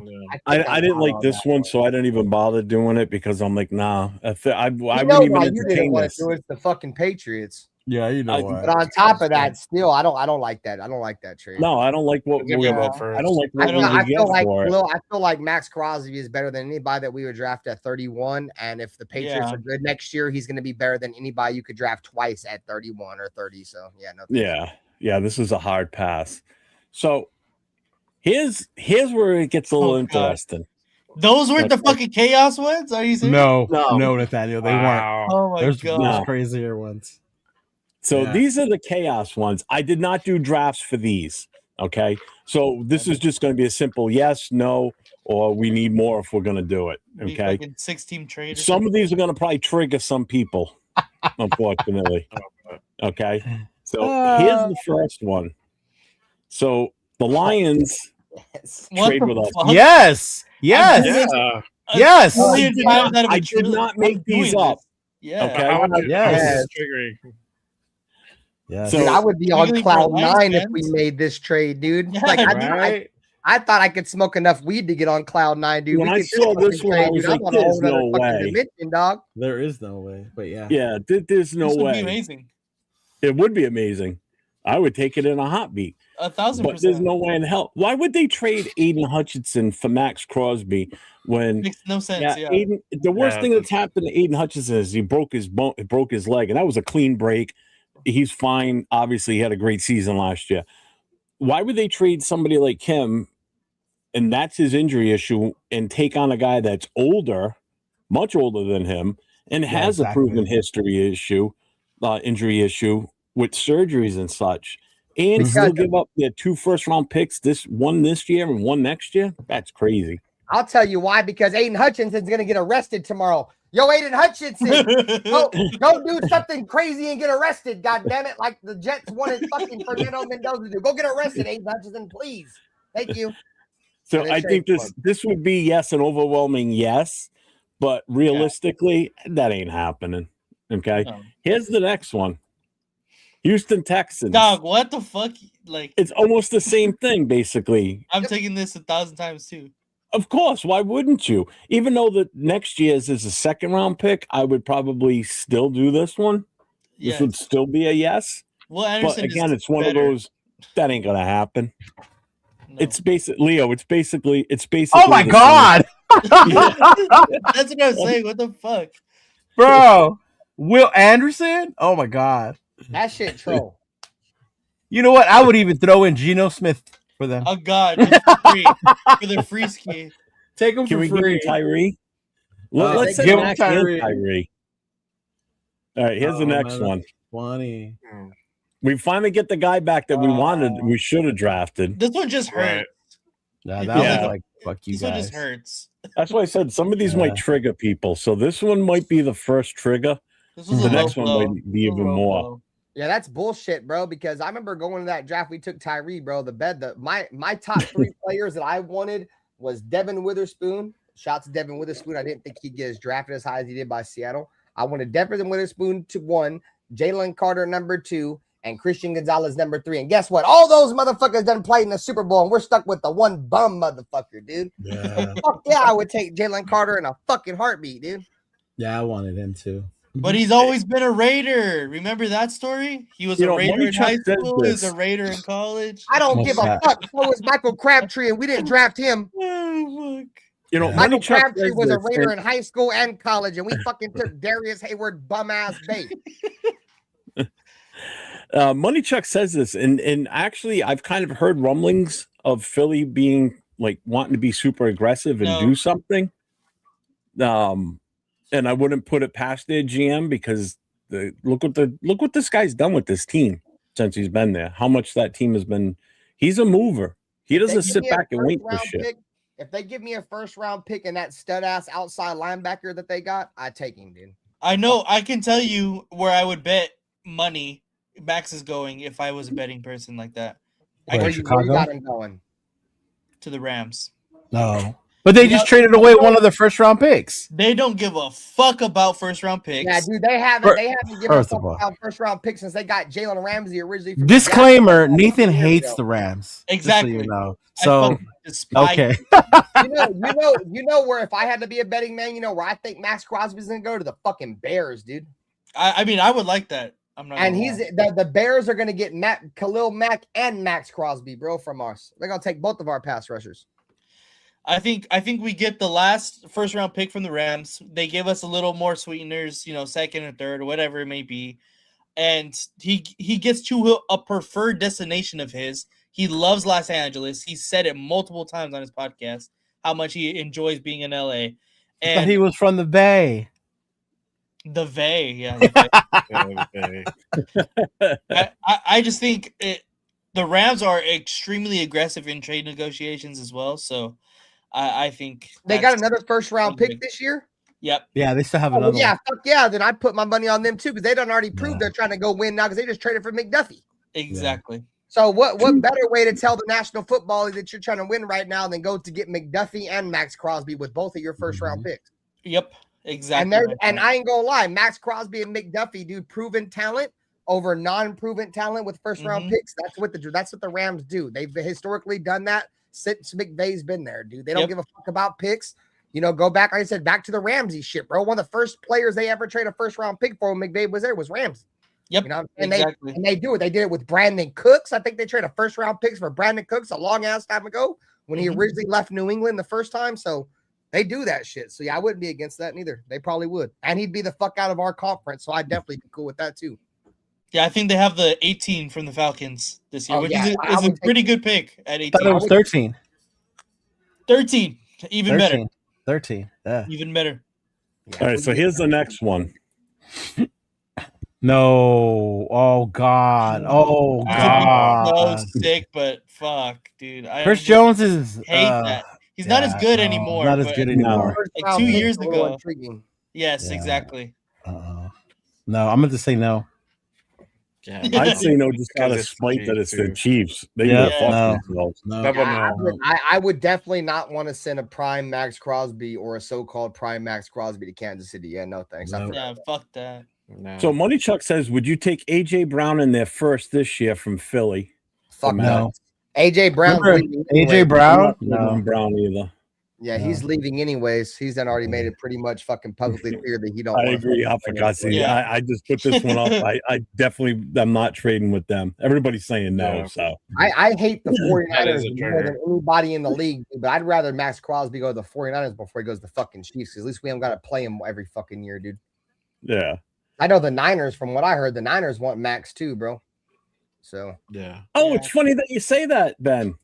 Oh, that's the next one. I would do Nick Bosa. Yes, I would do this in a fucking heartbeat. Fuck yes, me too. I love Nick Bosa too. They can have him. Give me Nick Bosa and both your 2 first round. Yep. Yes, sir. This is probably what does it for me, but yeah. I would say yeah. Yeah, you have to say yes to that. At bare minimum, you're getting 2 first round picks. At bare minimum, you're getting 2 first round picks. At most, you're getting a first team. You're getting a first team All Pro defensive end and 2 first round picks. Yeah, fuck yeah, I'm in on that. Exactly. What's up, Nutty Nate? Nate says Jones is better than Crosby. He's talking about Chandler Jones, by the way, guys. I'll tell you what. A lot of people are saying yes on this one in the chat. Yes. Yeah. Dude, it's an amazing trade. That's why you call it the chaos section. At minimum, even if Bosa's hurt, you're still getting 2 first round picks. I'm saying fuck the Niners, but take the deal. 2 first. Big Luck's not even answering the phone. He's not answering the phone from KC. He's not answering it for the 49ers. I'd take Fred Warner in a fucking second. Oh my God, give me Fred either Warner of those. instead. Yeah, Fred Warner would make it better. Also played 3 games, but I'd take it. Yeah, Bosa's a monster, dude. He's had injury history over the last couple of years, and I hate the 49ers, dude, but fucking when he's on, bro, he's a fucking bona fide all-pro defensive end in the league, dude. And like I said, at minimum, if you don't get that, you're still getting 2 first-round picks, which I think is higher than what any other team's going to offer us for Max anyways. So that was the last one. That was the cheat. The 49ers was the last one. So when I saw that today, I'm like, I got to do something with that. And then when I looked at the made up ones, I'm like, these are golden. So They're all made up ones. well, you know what I mean. I'm sorry, like not the ones that I saw in that. So I'll be at the Raiders Niners game this year, bro. And Levi's, it's always fun when we play those motherfuckers, dude. Last time we played the Niners in Vegas, I was at that game, dude. That was a great game. Fucking the Raiders should have won that shit, bro. With That was the game where that was City. Carr got benched. Colton Miller. Speaking of Nick Bosa won that game because Nick Bosa completely destroyed Colton Miller on that last play, dude. So, no, it's not in Mexico, Alpha Kasi. It's at Levi's. It's in the Bay. Chris Jones is dominant. Crosby is good.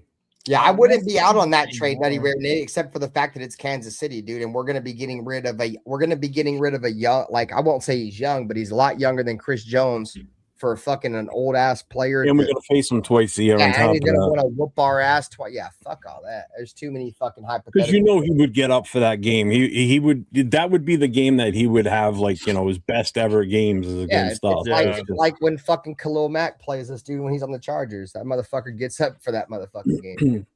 Frank says Bosa would fit the 3-4 better than Max. Yeah, I agree with that. Even though he's more of a 4-3, even in college, bro. But I feel like when I heard the 3-4 move, bro, I immediately, and this is not because I'm super critical of Max, I instantly realized Maxx Crosby's not a fit for a 3-4, dude. He's not a stand-up outside linebacker. I don't think he's gonna have the same good hand in the dirt. There's not too many players that can do that, dude. Khalil Mack has a few players that can transition from defensive end, outside linebacker, and do it at a high level. Khalil Mack was a first team All Pro at 2 different positions. So I think we'll get that from Maxx Crosby. So Jason Marshall said he's going to the game in the Bay, coming from Denver. Yeah, man, that's a game, bro. Bay, bro. That's a Civil War game, dude. That's a Civil War game, bro. There's gonna be nothing but fights at that motherfucking game. That's what Myra said. She goes, "There's gonna be a lot of fights for at sure. the Niners." Motherfuckers from the Bay know what time it is when the Raiders and the Niners play, dude. Whoever wins, it don't matter who the fuck fights on the field, dude. There's gonna be a million fights in the parking lot. So that shit happens during preseason games. Imagine when this shit counts. Pew pew. So, I'm excited for that game too because Clint Kubiak knows how to beat the fucking 49ers too, bro. Yep. I'm excited for that, and he's on our side. So, I mean, there's a reason why they stopped the Niners and the Raiders from playing each other in the preseason for like a decade, dude. Yeah, right. Like, they banned that shit. They're like, in the regular season, they're not playing. So, motherfuckers get real life killed over that motherfucking shit, even in the preseason, dude. Motherfuckers don't play, dude. It's definitely different. Don't nobody else. Bro, I hate the Niners so fucking much, bro. I rooted for Kansas City in 2 Super Bowls because of them. And that makes me hate them even more. I wouldn't choose any team over to I wouldn't choose the Niners to win any fucking game in the world, dude, especially goddamn Super Bowl. I don't give a fuck if it's the Chiefs, the Chargers, the Broncos. The Niners can't win, bro. And that's what makes me hate them even more, bro. They made me root for the Chiefs in 2 Super Bowls. Fuck them. Fuck them, dude. So let me ask you guys this. Obviously, we didn't franchise tag anybody. Is there anybody on the roster that you think we should have franchise tagged? No, absolutely not. Yeah. Maybe Eric Stokes. Not even him. Nah. Just because I don't want to lose him. Yeah. Just curious to see where you guys' heads were on that. Because I don't think it was anybody. Franchise tags are like higher market value. Yeah. Yeah. I think you get Stokes on a cheaper deal. Yeah, so as much I would like to have Stokes, we'd have to make him pay like a top. We'd have him like top 10 market. Well, it's an average. Yeah, it's a salary based on the top. I think was a top 10 average in that position or whatever. So, which is why like people complaining about. I talked about it last night. People complaining like, how come Baltimore didn't? First of all, they couldn't, and if they did, they would have priced them out of their own fucking for the future because they would have forced their hand to have to pay him money of a left tackle basically because they lump all the offensive linemen into one group. You know, a lot player that we market for centers and tackles and guards. They're all offensive linemen. Last franchise tag eligible player that we didn't franchise tag was Josh Jacobs. So Yeah, we should have. But we don't get speaking of franchise tag though, we don't really get players like that we draft that are worthy of franchise tags. You know what I mean? That's something that the luxury of teams that Or if we do, we don't keep them. And 5th-year option. That's another thing with Josh Jacobs that we didn't do. We didn't give him the 5th-year option, and we didn't franchise tag him. That was That's so the fucking dumb. craziest decision ever. The double slap in the face. I love Ashton, bro, but you know what I mean? Yeah. I was a huge Josh Jacobs guy as well. So I got just a couple of things I wanted to do here before we kind of close this out. So this is where we're going to get to know a little bit more about Raider Ben.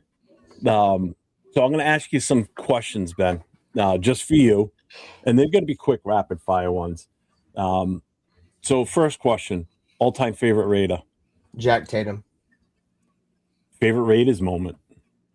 Tuck rule. The Khalil Mack game in Oakland versus Carolina, where he picked that one we picked it off.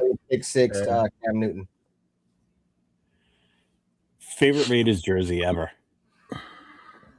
Charles Woodson. Okay. Who is your most underrated Raider in history? That's a good one, dude. In history, fuck, dude, that's a good one. Darren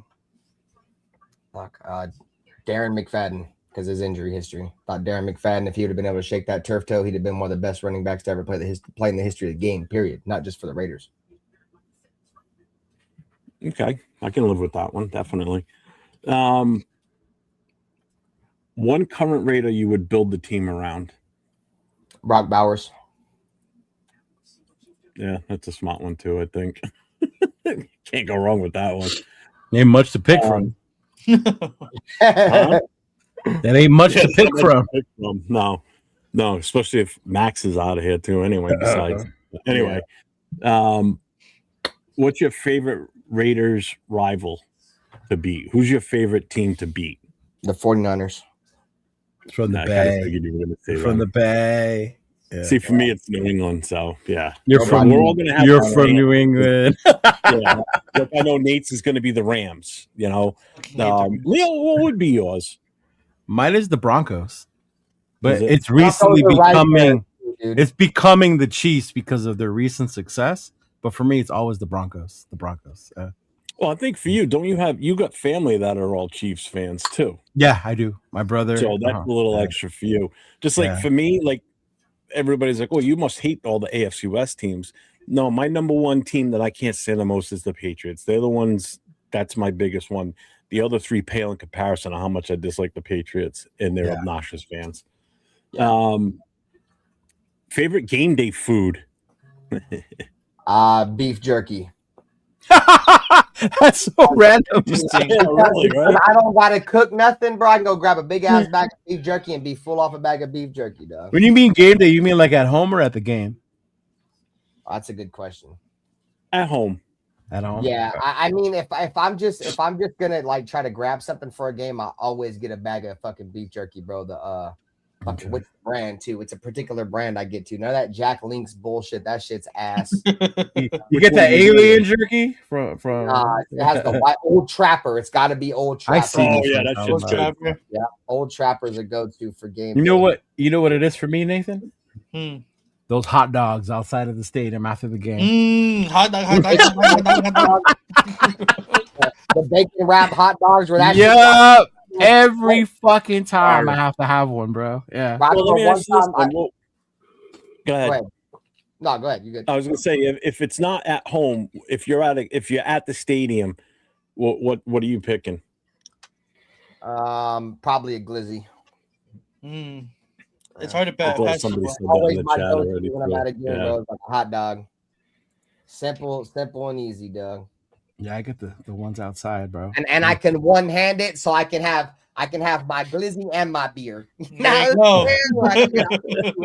For sure. What's up, Sal? Let's see. All right. Next question. No, that makes sense. One draft prospect you secretly hope the Raiders get This year? Yeah. I want to get one of them wide receivers from that Mendoza play with. Either Cooper or Surratt. Surratt's probably gonna be a first round pick.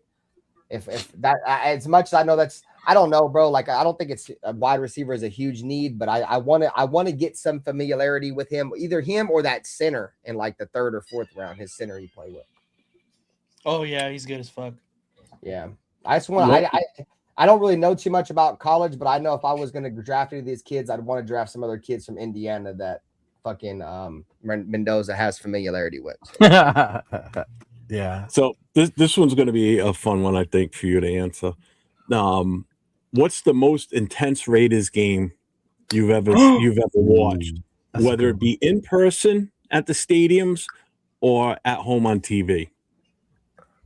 Intense. This one. How can I? So like, like it pissed me off. Like a game that pissed me off real bad, or just the most intense, like the most intense game. The last intense game I was at, bro, was fucking when the Raiders played the fucking Niners at fucking in 2014, Derek Carr's rookie year, dude. When we beat them?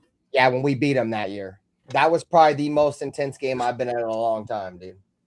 Like, because it meant a lot to you because it's the 49ers. Whether be on TV or not. Yeah. Yeah, because that game, that was a year, bro. We were shit, bro. Yeah. And the Niners had just come off a Super Bowl season, bro. And the Niner fans were talking hella shit, bro. And like I said, Niner Raider games are always crazy, but that one in particular for sure. Yeah. Alpha Kasi, is that the Monday Nighter where we threw it to like Crabtree like 10 times in the end zone for the end? I was at that game. That was a Thursday night game, but I was at that game. Yeah. That one was hella intense. He guessed your favorite. Yours would be the Raiders Chiefs in 2017, but he was wrong. You said 2014 game. Yeah.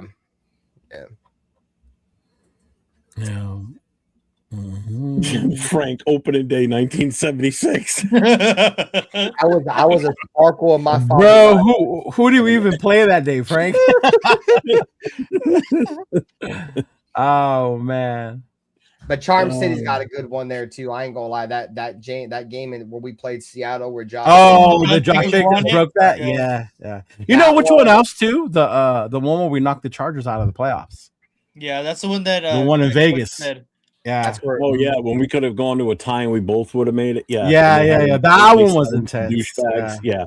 And then we that was the fucking Patriots game, dude, where Chandler Jones had that crazy ass play. I was at that one actually. Yeah, that'd have been crazy. That was my girl's first Raider game ever. Nate was that Chandler Jones game. Yeah.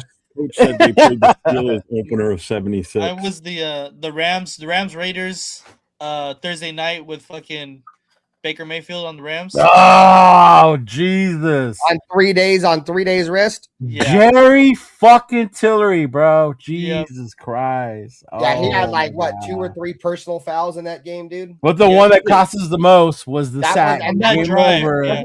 Wasn't that his first game against the Chargers after he had joined us? Like the first game against the Chargers. He had played a couple games with us, but I think that was the first time he played the Chargers since he left. I don't know. All I know is they talk about it on this episode of The Rush this week. Leo said for me to watch it, and I watched it. It was a good one. It was good, right? I told you. Yeah. He had Rob Ryan sitting there with them, and it was a really good one because they talk about that in the plane ride home afterwards. So it's got a little. You know, my favorite part of that interview was when we played the Cardinals, and they talk about Kyler and how McDaniels and them didn't want them to rush Kyler. They just wanted them to build the wall and keep him contained. And Max was like, "Fuck that! We're not doing that." Like, what kind of shit is that? Yeah, like, that Max Crosby guy shook out of his boots. Yeah, that shit fucking made me laugh, bro. How none of them wanted to do that shit. Yeah. Oh, you talked about that and how elusive Baker Mayfield is too. Yeah, they were talking about Baker. Yeah, I want to talk about an intense game. That 2016 home opener fucking against New Orleans was pretty fucking intense too, dude, because that game set the standard for a great season for the Raiders that year too, especially the way that the Raiders went for it at the end of the game. That was in New Orleans. Yeah, I saw that in Vegas. Yeah. There was a lot of them. I was just thinking like a game that I had been to in person. Like I've had a shit ton of games I've been to, you know, that I've watched on TV. When I think about like games that are more memory to me, bro, or the games I actually go to, I pride myself on, you know, trying to watch my team as much as I can. Yeah, my favorite one was the year we had to beat the Broncos to get into the playoffs, and we beat them. We came back. Hofstadter let us win Brown. Shit. And then the next week we played Denver again for the wild card round. So then my uncle got us tickets and we went a game. So then I got to go to that game. And then after that, we were yelling, we want Buffalo, and Buffalo smacked our ass. Remember the That's year why I hate Buffalo. We went undefeated in our division and still missed the playoffs. Yep. Tough. Yeah. Hugh Jackson, that shit was fucking tough. Nah, when Detroit came back on us, that one was horrible. We were fucking winning that game. And then fucking Stafford. Was that the game where Calvin Johnson had the game-winning touchdown? Yeah. Yeah. Everybody in the fucking stadium knew the ball was going to Calvin Johnson, but the Raiders for some fucking. And we had Rolando McClain dropping back to cover the middle. I remember Rolando McClain's rookie year, bro, when he picked up Danny Amendola and slammed his dumb ass right on the dirt infield, slammed his ass. We had Rolando McClain covering the middle of the field deep. Rolando McClain was a beast after he left the Raiders. When he was in Dallas, he was a monster, dude. I think one of the ones I remember that I was kind of pissed at was the that Monday night game with Brett Favre the day his dad died, and he just went off on us that night. You were pissed off about that? Because they crushed us, man. He just had like the game of a lifetime. But I mean, I get it. The emotions were high and everything. I felt bad for the guy, but Jesus Christ. One game. Why did it have to be us though? Why is it always us? You saw what Alpha Kasi said. They always have their greatest games again. Look at Andy Dalton. Andy Dalton loves the Raiders. Let's speaking of that, that's where I was getting at. One of the most embarrassing losses I ever seen, dude, is when fucking Nick Foles dropped 7 touchdowns on our That's another one. I remember when Nick Foles came into Oakland, bro, and dropped 7 touchdowns the week after the Riley Cooper racist remarks, dude. And Riley Cooper scored like 3 touchdowns on our dumbass, dude. I still think the most embarrassing was losing to Jeff Saturday. Oh. That one was bad. That was because Matt Ryan ran for a fucking 20-something yard run, bro. I don't know what's worse, losing to Jeff Saturday or our entire defense getting outran by a 40-year-old quarterback, dude. For real. Meek Robertson looked like he was jogging, dude. Matt fucking Ryan outroute the defense that day, bro. Worst game I've seen in person was the one in Philly this past season. That was horrible. 2014 off of Kotze is when fucking we got 52 skunked in London by the Rams. I think that's the game that got Dennis. What didn't the old buddy get fired that game? Dennis Allen get fired that game or something? Yeah, we left him in England. Yeah, he got his own ride home. Yeah. Good luck, mate. Fuck off. Cheerio. I'm so glad we don't got them shit London games no more, dude. I loved Oakland, but the downfall to Oakland, bros, they gave us all the fucking international games, dude, and took Oakland out of the fucking scenario. So, Ben, I'm going to put you on the spot one last time. So, if you could send one message to Raider Nation about the future of this team, what would it be? Just be patient. Just be patient, bro. I had Dirty on my show, bro, and he said, you can't teach patience to a lot of Raider fans. No. And he was kind of speaking for the older generation. And, I get that. A lot of the older generation, you guys want to get back to what the greatness is for the Raiders. But I think with the younger generation, bro, the only thing that we have to hang our hat on is the history of the team and the hope that, the Raiders are going to be great again. There's nothing since I became a fan of this team in 2004 gave me a reason to like the Raiders, except what the Raiders did in the past. And we're never going to get back to that, bro. Back to being a stable organization with some continuity. And you're going to have to be patient. I know we've been saying that shit for years, but that's really what it is, bro. You got to be patient and let the chips fall as they may, because the Raiders are in a position now to where, they're going to get a quarterback. They got the young coaching staff. Let them build the roster and let this team, mature before your eyes. It's going to be the best, the next opportunity we have since, watching a quarterback grow since Derek, and I'm excited for it. So you just got to be patient, bro. We're not going to be great overnight. So very well said. With it, yeah. If you can't be patient with it, man, it's going to be a long ship. I've seen some Raider fans. We're going to get 10 wins next year. We're going to get 11 wins next year. That mindset is going to make you really disappointed next year. I promise you that. That's why I said when this show started, my record is anywhere between 3 and 7 wins. 7 wins, I'd be fucking jumping up and down for 7 wins. You know what I'm saying? But I think it's going to be a Derek Carr rookie season. We're going to have 3 to 7 wins, and it's going to be an uphill. We'll get from, we'll probably get a win or 2 better every single year. So.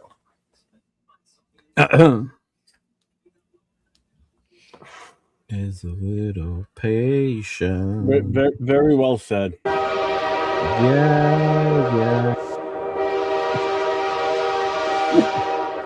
Got the train. Choo-choo train, dog. I don't know where he fucking came up with that shit yesterday. Out of all the things, the fucking train. Yeah. Oh, good lord. Well, he's trying to say, go ahead and get on the bandwagon, dude. Go ahead and get on the train now. I have no ball. That's this one. Bruh. Yeah, exactly, mate. I don't even think Nate was born when that show came out, dude. Oh man. I don't know if I was. I don't think I was. I think Will was like, what the fuck is that? Last night. Yeah. Yeah, he was. Wow. Yeah, Will was like, what the fuck is that? This one here is my all-time favorite, though. Beavis and Butthead, you're missing out, dude. Oh, yeah. This is my all-time favorite, though. What we've got here is failure to communicate. Some men you just can't reach. Where's that from, you guys? And that's what a lot of Raider fans are like right now, too. Where's that from? I couldn't tell you. I'm not gonna See what I mean? See what I mean, Jeff? That's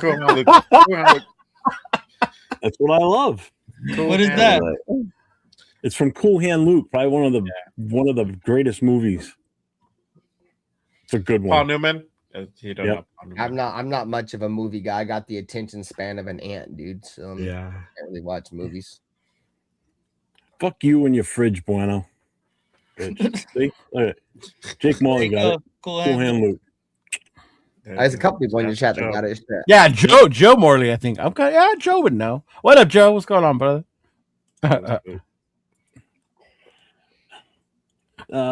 So, I mean, we're almost out of here. So, Ben, what do you got going on that you want to promote? Whatever you want to say, go for it.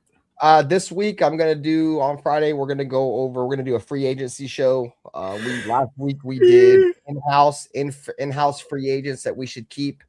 This Friday we'll do free agents that I think the Raiders need to look at outside of the building. But outside of that, man, not much. We do our little gaming streams in the morning. Tonight we'll do some Resident Evil Rakim. I don't know if that's how you pronounce it, but the new Resident Evil that came out, we do like a late night horror shit where I play these fucking scary games in the dark and shit on Twitch and shit like that. So we'll do that tonight. And then yeah, man, football wise, catch me Friday nights, man, 8 p.m. Pacific Standard Time.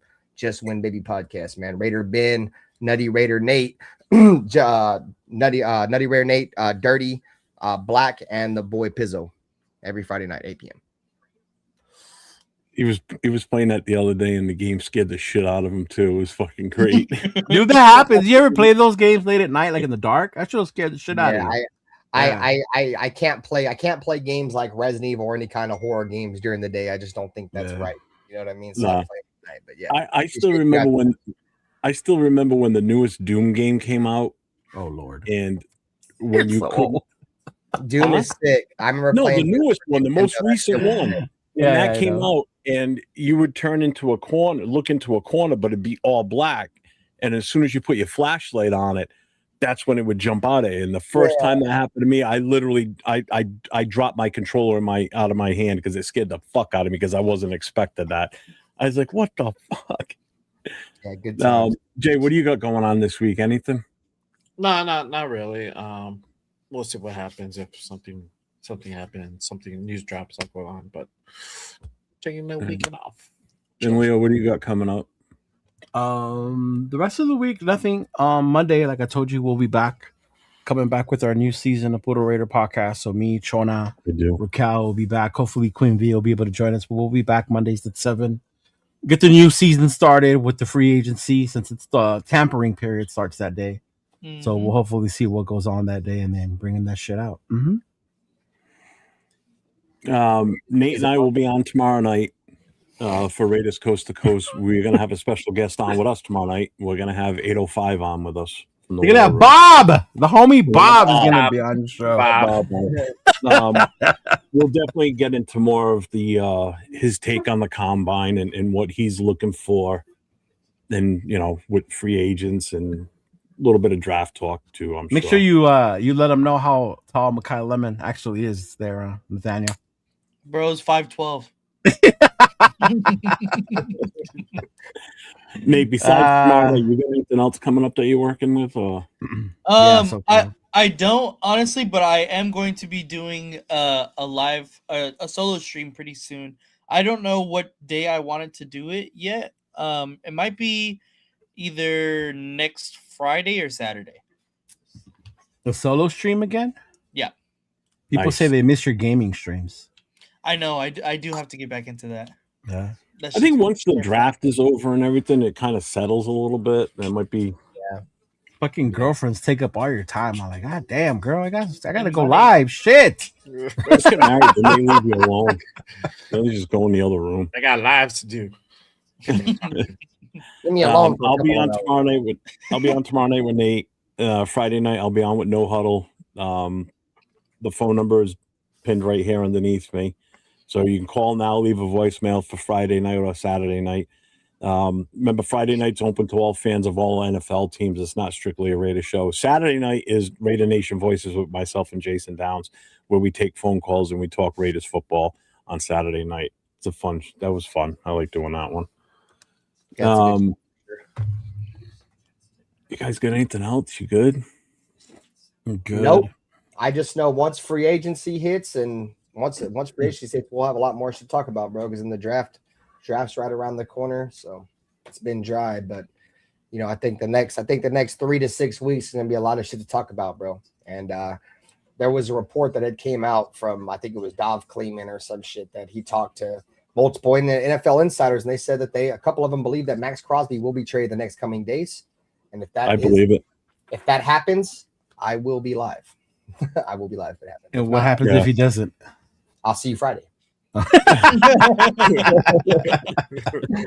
I honestly, I think it's going to happen. I think he's gone. I really do. Oh, you want him to be gone. But like dude say, don't believe the hype, bro. I believe it when I see it, man. Exactly. Before we play the outro real quick, one more time for our guy Leo and his Notre Dame fanism.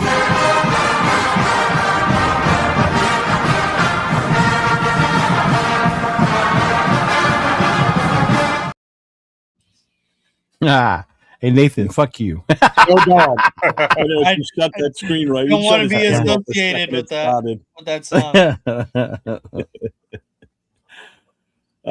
Yeah, I got nothing else. So thank you everybody for being here tonight and spending the last 2 hours with us. Ben, thank you, my guy, coming in here and spending the night with us, man. This has been fun. You've had some great takes. Everybody's had some great takes.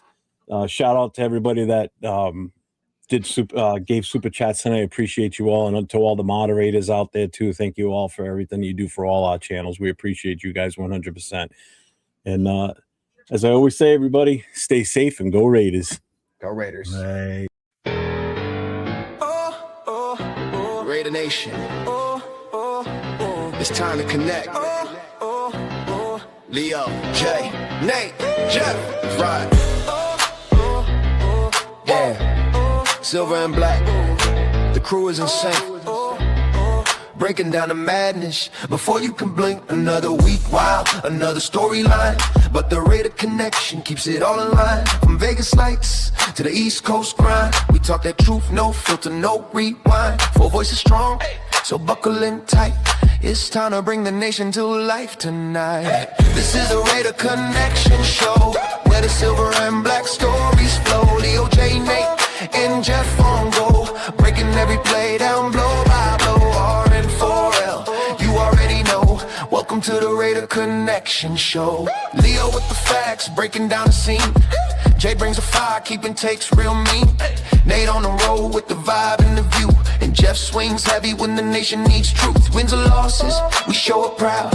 Raising Raider Nation, loud and loud. Hit that chat, pull up, don't wait. This is family, this is connection, this is fate. Silver shields up, the energy grows. Four voices united everywhere that it goes. Every first down, every heartbreak hit. Raider Nation stay locked, we don't quit. This is the Raider Connection Show, where the silver and black stories flow. Kaleo, J, Nate, and Jeff on go, breaking every play down blow by blow. R-N-4-L, that's how we roll. Welcome Welcome to the Raider Connection Show. So grab your drink, hit subscribe, let's ride. Raider Nation strong, we never divide. From kickoff to the final echo, you're tuned into the Raider Connection Show. Hey!